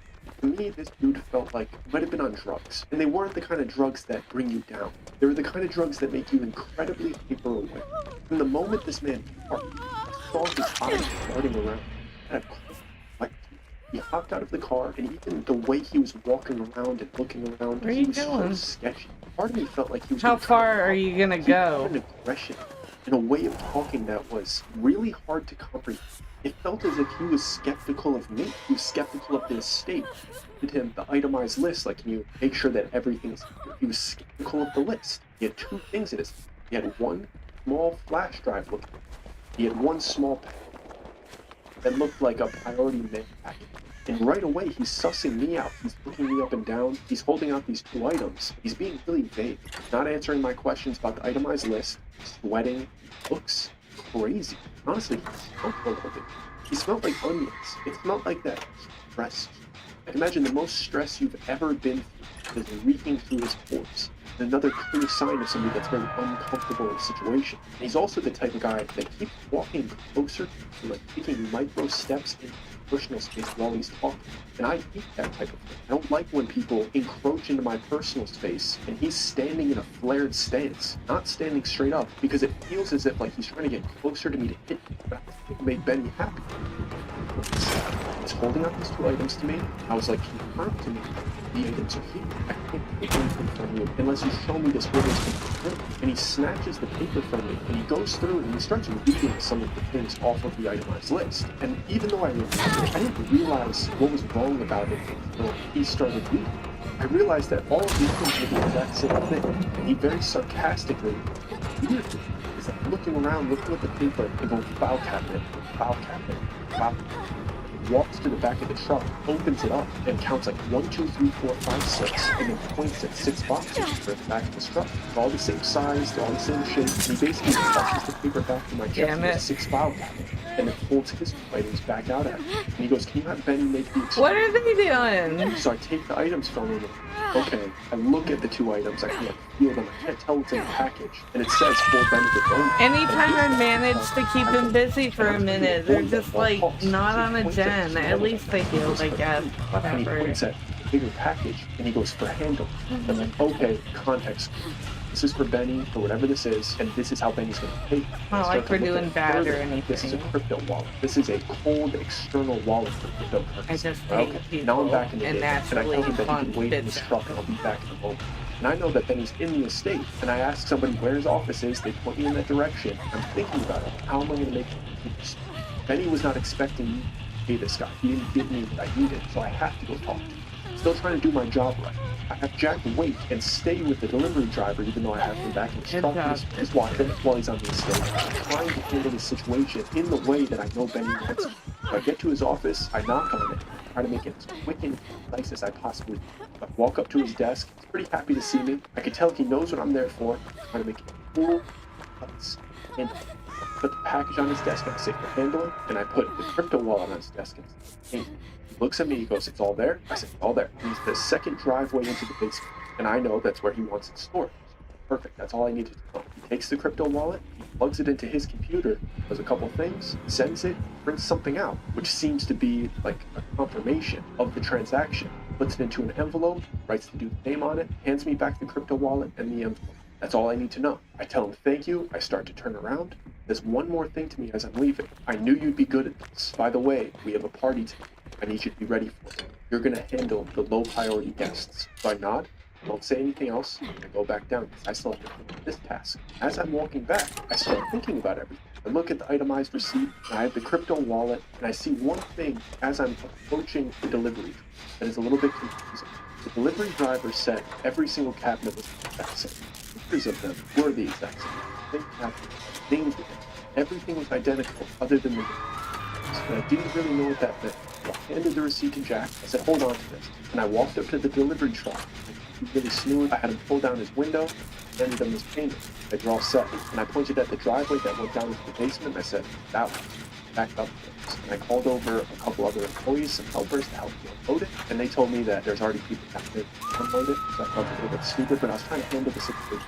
With this weird delivery driver backed this truck up. I had these people unloading one of these cabinets in the basement. They asked me for some direction, and in the basement it was pretty much empty. Seemed prepared for this ship. I just told them to put them all over to the left side. I'm just making decisions. I'm trying to do what Benny needs me to do. I'm gonna make decisions. If I do anything wrong, I'm gonna have to consequence. You get the truck unloaded, you get it closed, and once it's all the way out, I hand the delivery driver this envelope that has the confirmation of this. And whenever you know that you're and before he drove off, the man said something. He said, tell Benny this is the last. I don't owe him.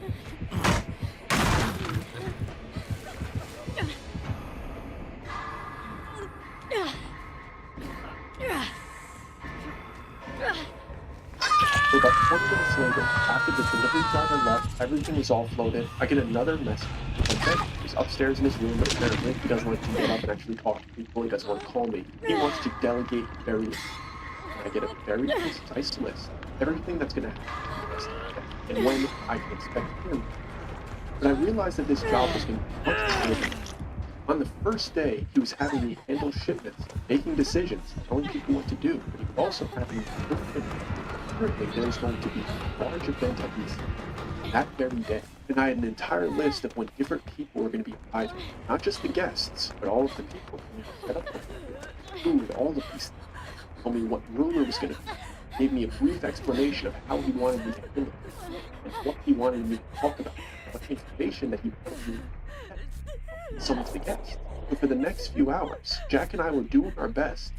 Of adults, professional adults, people that did decorations, food, eating, music, all of these different complex responsibilities.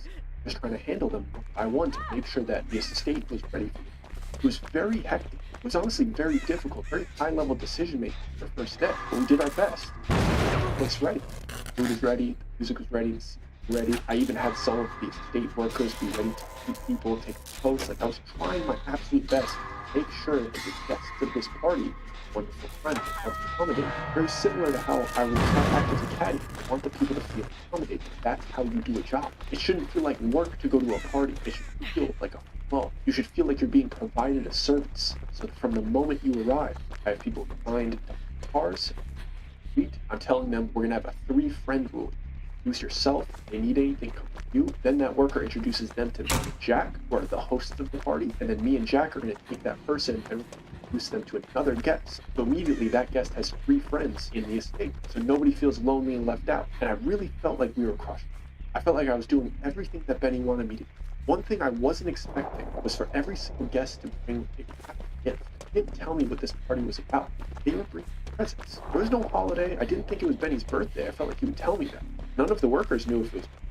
They said that usually these are fundraisers or donations, and they're usually themed, and you probably know by the time, based on what the people want. So we thought we had everything perfect. Then, all of these gifts. There's a lot of people coming. This is a large estate, accommodate a lot of people. I had no idea how many people were going to come. I had an idea based on and how many people. It was like the 30th person. I was telling them to stack the presents in the corner. I realized that we can't do this. This is my soul. And I couldn't afford to go and ask Benny for anything because he would be my director. I shouldn't have to go upstairs. I run upstairs very quickly and I make sure it's concise. I knock on the door and I said, Benny, really quick, what do you want? I only want a one-word answer from him. I'm not trying to annoy him. I am his filter. I'm the buffer. He doesn't have to worry about this.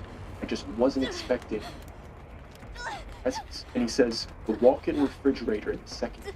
I say, got it, and I close the door. And I'm like, okay, I know where to put the keys. We get down there, and I tell all of the workers, let's get these into the refrigerator. And they don't hesitate. They start moving all of them. Every other present that comes in is going into the refrigerator. And I didn't think about it at all. That's where he wanted his presents. All good. It's a nice open space, and also it's private. It's not like he was putting them into a small refrigerator. It was like you can walk in a room.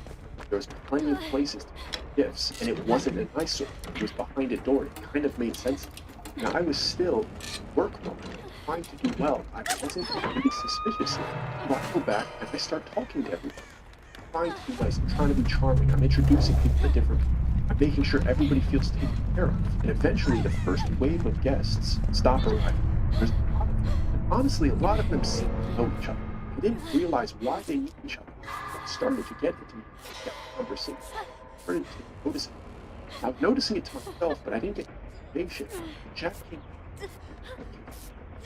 He goes, can I talk to you real quick? And we go to the corner. Everybody's dressed pretty well. Not as well as we are, but they were wearing their best clothing. But I could tell none of these people were rich like that. They seemed to be closer to working class. But they're all nice. And Jack says, are you noticing a theme? I can't seem to get into a fun conversation. All a little bit dark. Like, yeah, dude, I'm noticing. This is an odd group of people. He goes, what kind of fundraiser is this? And I go, I don't know, dude. I have to talk about cemeteries and works one more night. And Jack gives a little chuckle. He's like, oh, I'm getting people that work at the works. I'm getting a lot of hospice nurses, crematorium. So there was a very clear theme. Everybody here was in the profession of death. They were all around it all the time. And I don't know too many people that are around death that often, but it seems to change. All of these people had a similar vibe to me. There was something in their eyes that was almost a constant reminder that life is fun. Every conversation gets. Nothing is upbeat, nothing is in the moment. It's all, I don't know if anybody's experienced that. And no matter how hard we tried to be charming and give people a good time, the conversations always got back to them. Obviously, because we were in a room of professionals that did very similar things. So we both just leaned back and this is when suspicions started to rise. Our to-do list was to find multiple people in this room that seemed impressionable, and we were told to get along with them, spend time talking to them, and then introduce them to Benny when he came. And that seemed easy enough. It's not that hard to test people's social. As bad as that sounds, it sounds a little manipulative, but everybody does it in every social. You just assess them. You come to conclusions in your head. You'll leave a conversation, be like, that guy's con. Sometimes you leave conversations and go, man, that guy probably gets taken advantage of. He's gullible. Some people you're like, he's sharp as a tack. There's nothing gets past him. These are just observations that you take in naturally. Social interactions. I was like, that's an easy list. And I introduced whatever. What I wasn't expecting was when Benny came down, he came down with about 15 other guys. They must have entered the estate with and they were all wearing matching suits. There's a bunch of 50+ dudes. Clearly, all of them very rich. They're all wearing red shoes. They all had their name tags on their shirts on one side. On the other side, it basically said like donor and what company was the donor. But this was some type of network. It kind of made sense. Like, find somebody who's impressionable. I have donors here. Maybe he wants somebody that can get the good business. That's business. Find somebody we can screw over. Okay, I'm not going to be a part of that, but maybe this is a good candidate. I was realizing in that moment that Benny and I's morals didn't really align. Because maybe he thought I was mean-spirited because I physically assaulted him. But I'm not. I don't find it fun to like take advantage of people who have lower social life. But I didn't know the situation I was in. These people were donors. So maybe it would be very beneficial for some of these guests to meet some of these donors. I didn't know what my actions were doing in this situation. It was a gray area, but I started to have my suspicions. Regrettably, I introduced him to the person that I thought was rather impressionable. I hadn't come to any major conclusions. It was my first date, but then it starts to get confusing because I introduced him to Benny, and then I realized that I was doing my job really well, and Benny was very happy because he immediately introduced that person to Jordan. I used the three-friend rule as well. So that meant I was doing my job fantastic. And I could see in Benny's face that he was like, you're doing a great job. And no matter how great it is, when you feel like you're doing something well, not going to jump out of the park, you start to get some confidence, especially when you don't know what's going on behind the scenes. So I start crushing it. I doubts that I'm performing at a high level, and the type of things that Benny was saying to me about changing my life and the money that he was throwing around, I really thought this might be a life-changing. And once all the donors were in the room, people mingled for a little bit while longer. Presentations started. Everybody gathered into a specific area. A lot of the donors started introducing themselves, and a lot of the guests were asking questions, things of that nature. It became much more niche. Like, this was a business. And then he came to me and Jack and said, you guys will take like a break for about an hour. Don't go too far because we'll need you a little bit, but this is going to be boring. I know you guys have been working all day. Go take a nice walk around the estate, get your bearings and decompress because we're going to need you later. And me and Jack grabbed a plate of food, we went to the back room, walking around the estate. We finally had the chance to start talking about everything we experienced then. And for the most part, we were having fun. We were laughing about how we were completely faking it. Fake it till you make it. Us wearing three-piece suits, telling adults what to do, acting as if we're like the hosts. It was honestly very fun. And this estate was beautiful. The food was delicious. The vibes were pretty hot. And He we were was walking nice. around this smaller lake that's on this estate and where there's this boathouse. And Jack points at the boathouse. He's like, let's go, because there was like a nice little deck. So we walk around the lake, we go up to the boathouse, sit down on these two seats, looking over this lake, this beautiful estate, and we're openly talking. We're talking about all of these people that are here in the death pit. We're talking about how weird the delivery driver was. We're But I cracking have jokes. one more. open. And I look over Jack's shoulder, and there's this One more. large potted plant. It's not exactly a bush or a tree. It's a really pretty large potted plant. I see it moving. And Jack sees me looking at something I behind can him, so hold he on to turns the around. last He's like, one. what? And I'm like, oh. Nothing, there must be like a As long squirrel in as that it's tree, video. whatever. And he goes, did you find it weird that the cabinets are all the same, but they all had like different names? And then Kind the of a potted bit longer.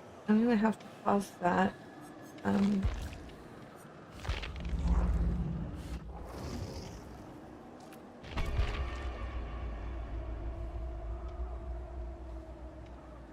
First time using the doctor.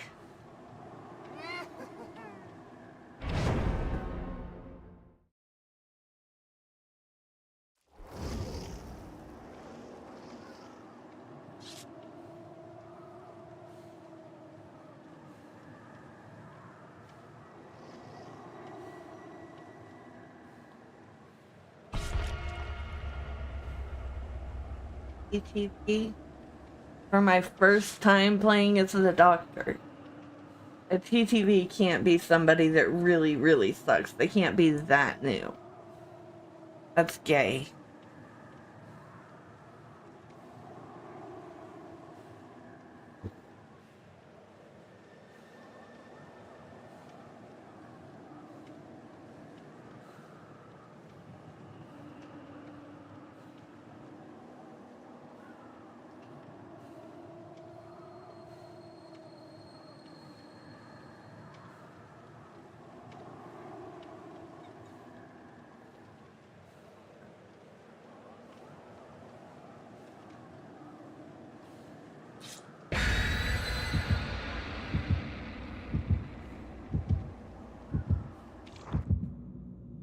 Oh.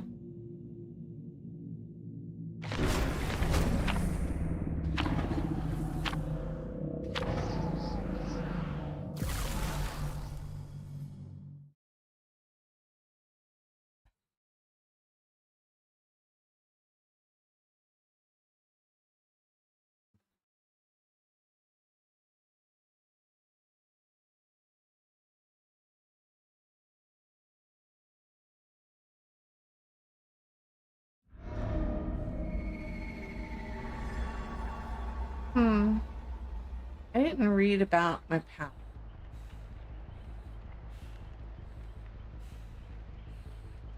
Here's doctor.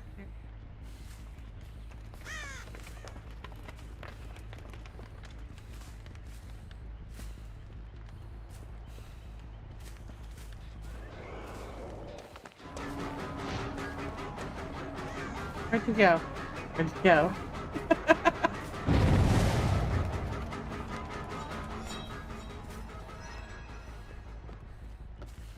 Put some like. Okay. Didn't get her.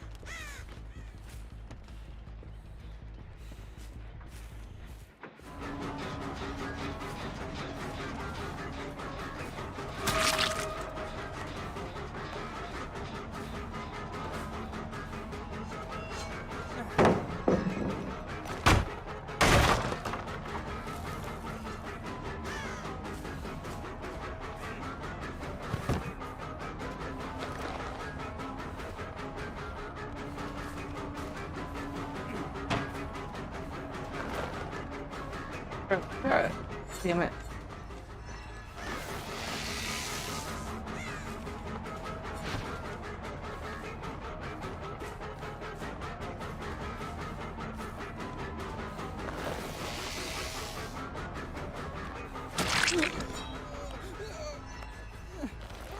Ah. Yeah. Yeah. Yeah. Yeah.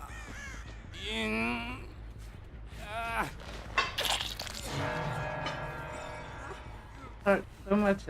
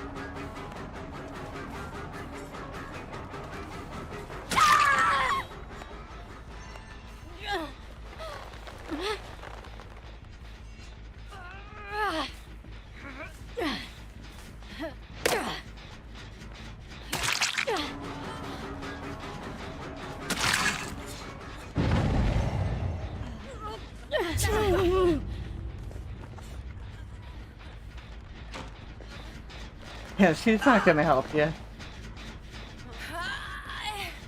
Nice of you, though.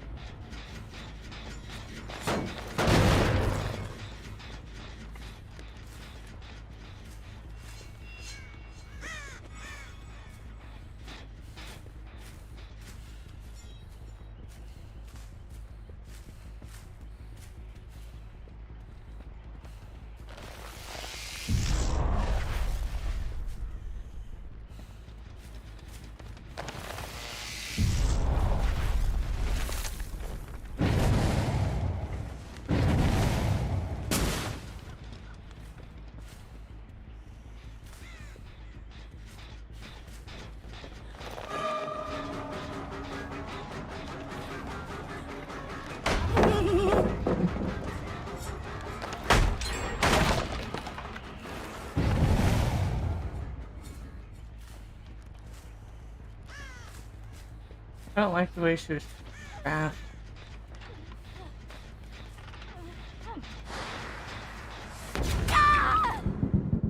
Ha!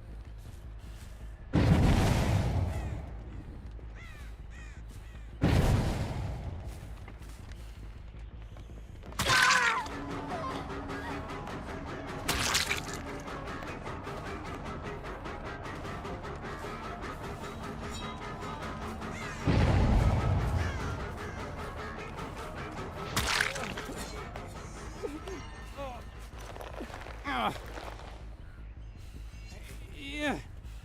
Yeah. Yeah. Yeah.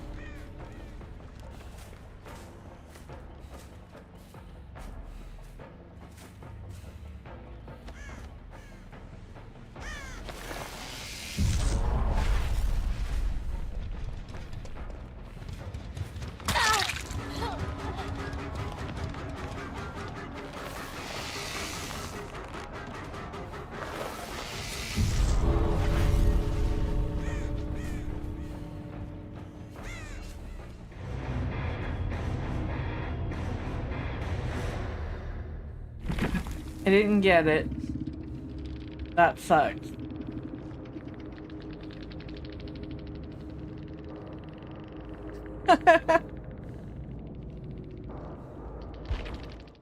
You've gotta, like, put a black person in the lobby? That would help. Oh.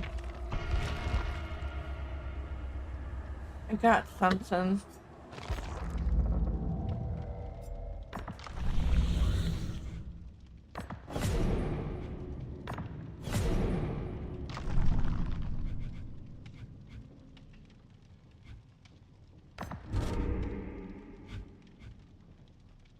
Well,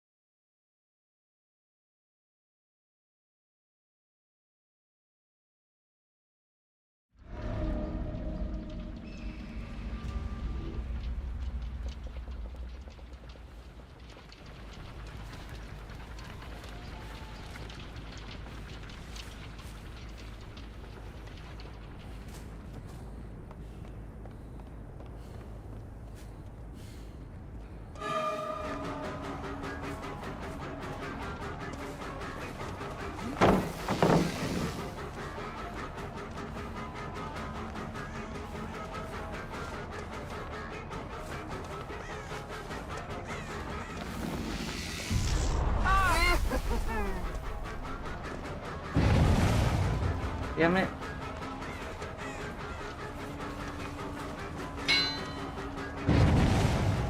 Eh.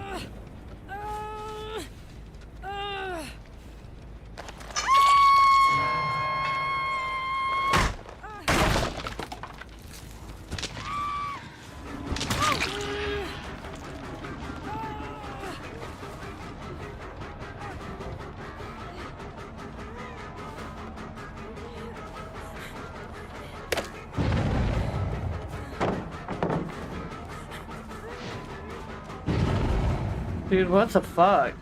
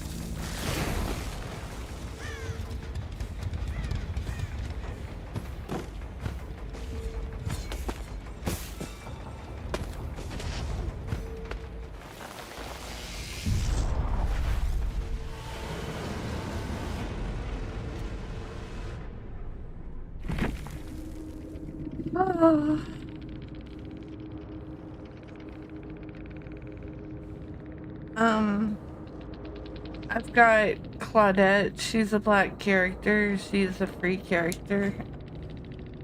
He kinda looks black to me. Kinda. I don't think he's supposed to be though, because he's a doctor. And ugly looks a little bit black. What is I heard that earlier and there was no message. There still isn't.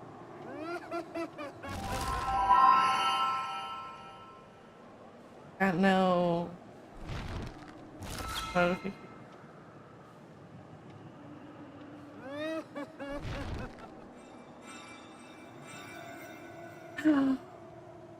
Alright, they all got away, so maybe that will help me get a team I can kill the next time. Or not. Probably fucking not. Doesn't seem to be working.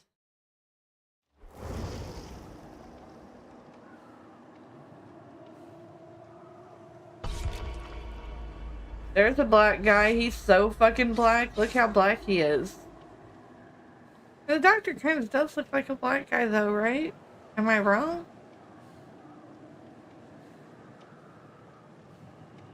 That looks like every black guy that has a rap album, doesn't it? That's a black dude. Except he's a doctor, so he couldn't be a black dude. I don't know.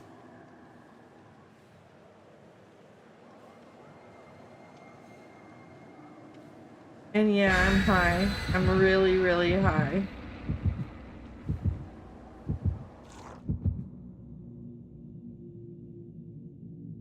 I think I've got Adam Francis. That's a black guy.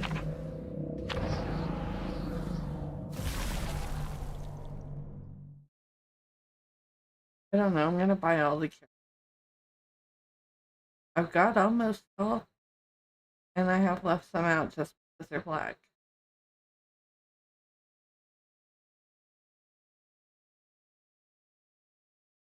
I was one of them, honestly, but get a depth on all the killers, so that means I have to get them. Spend real money on him.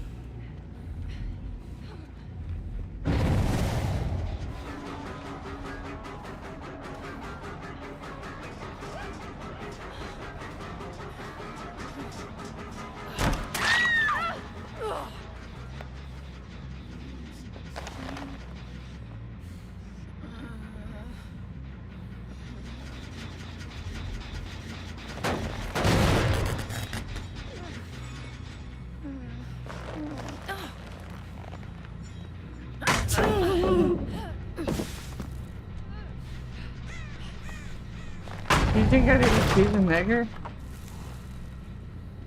Oh, the nigger.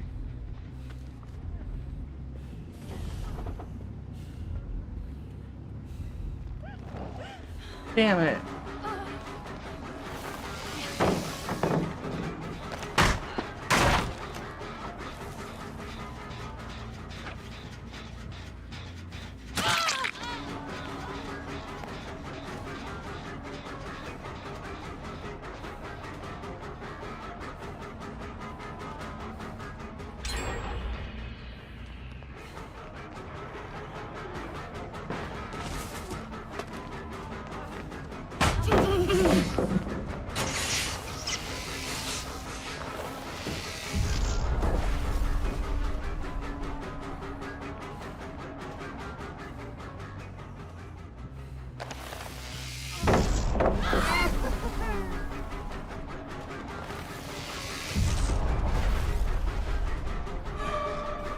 You.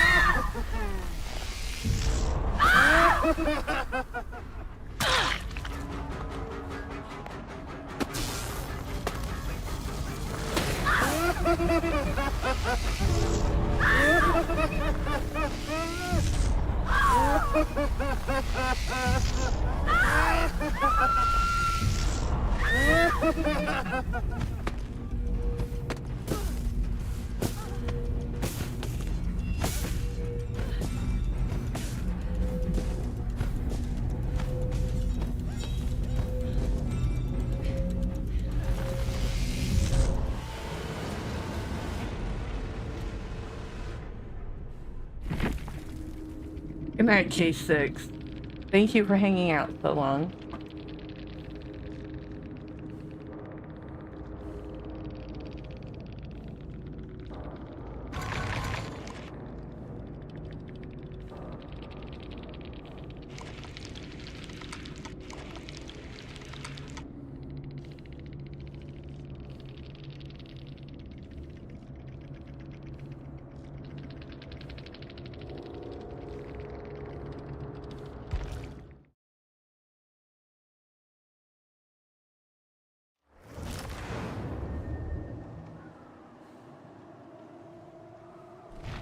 Does not look like I'm gonna be getting a debt with the doctor. Ever. Fucking ever. Oh, that's a shame. So hard for me. Yeah, all the others, almost all the others.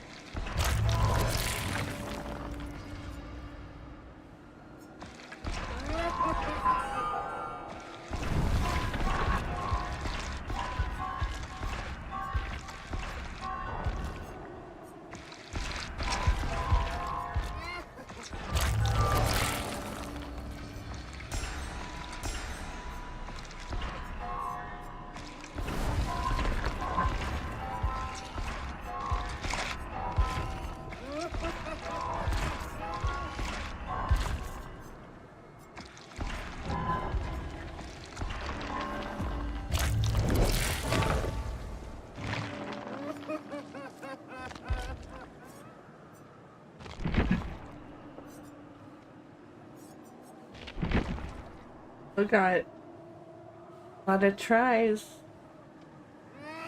Lots of tries. Giggling motherfucker. There's some up better than.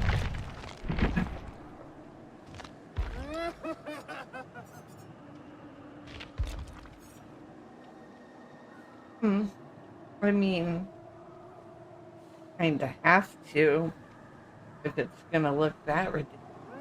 Is that a pharaoh? That's a fucking pharaoh. That's kinda cool. An electric pharaoh. Oh, that one's.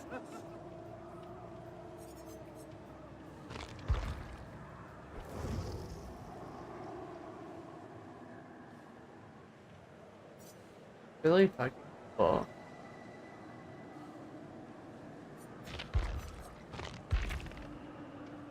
This script TV.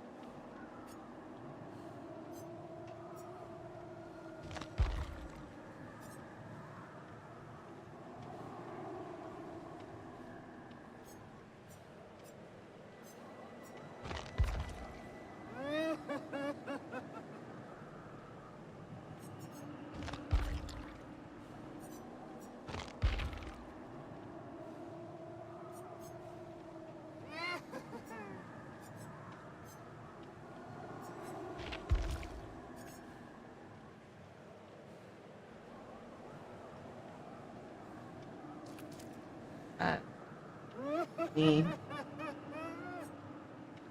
Maybe get that eventually. I'm here talking to me. I'm gonna go watch some videos.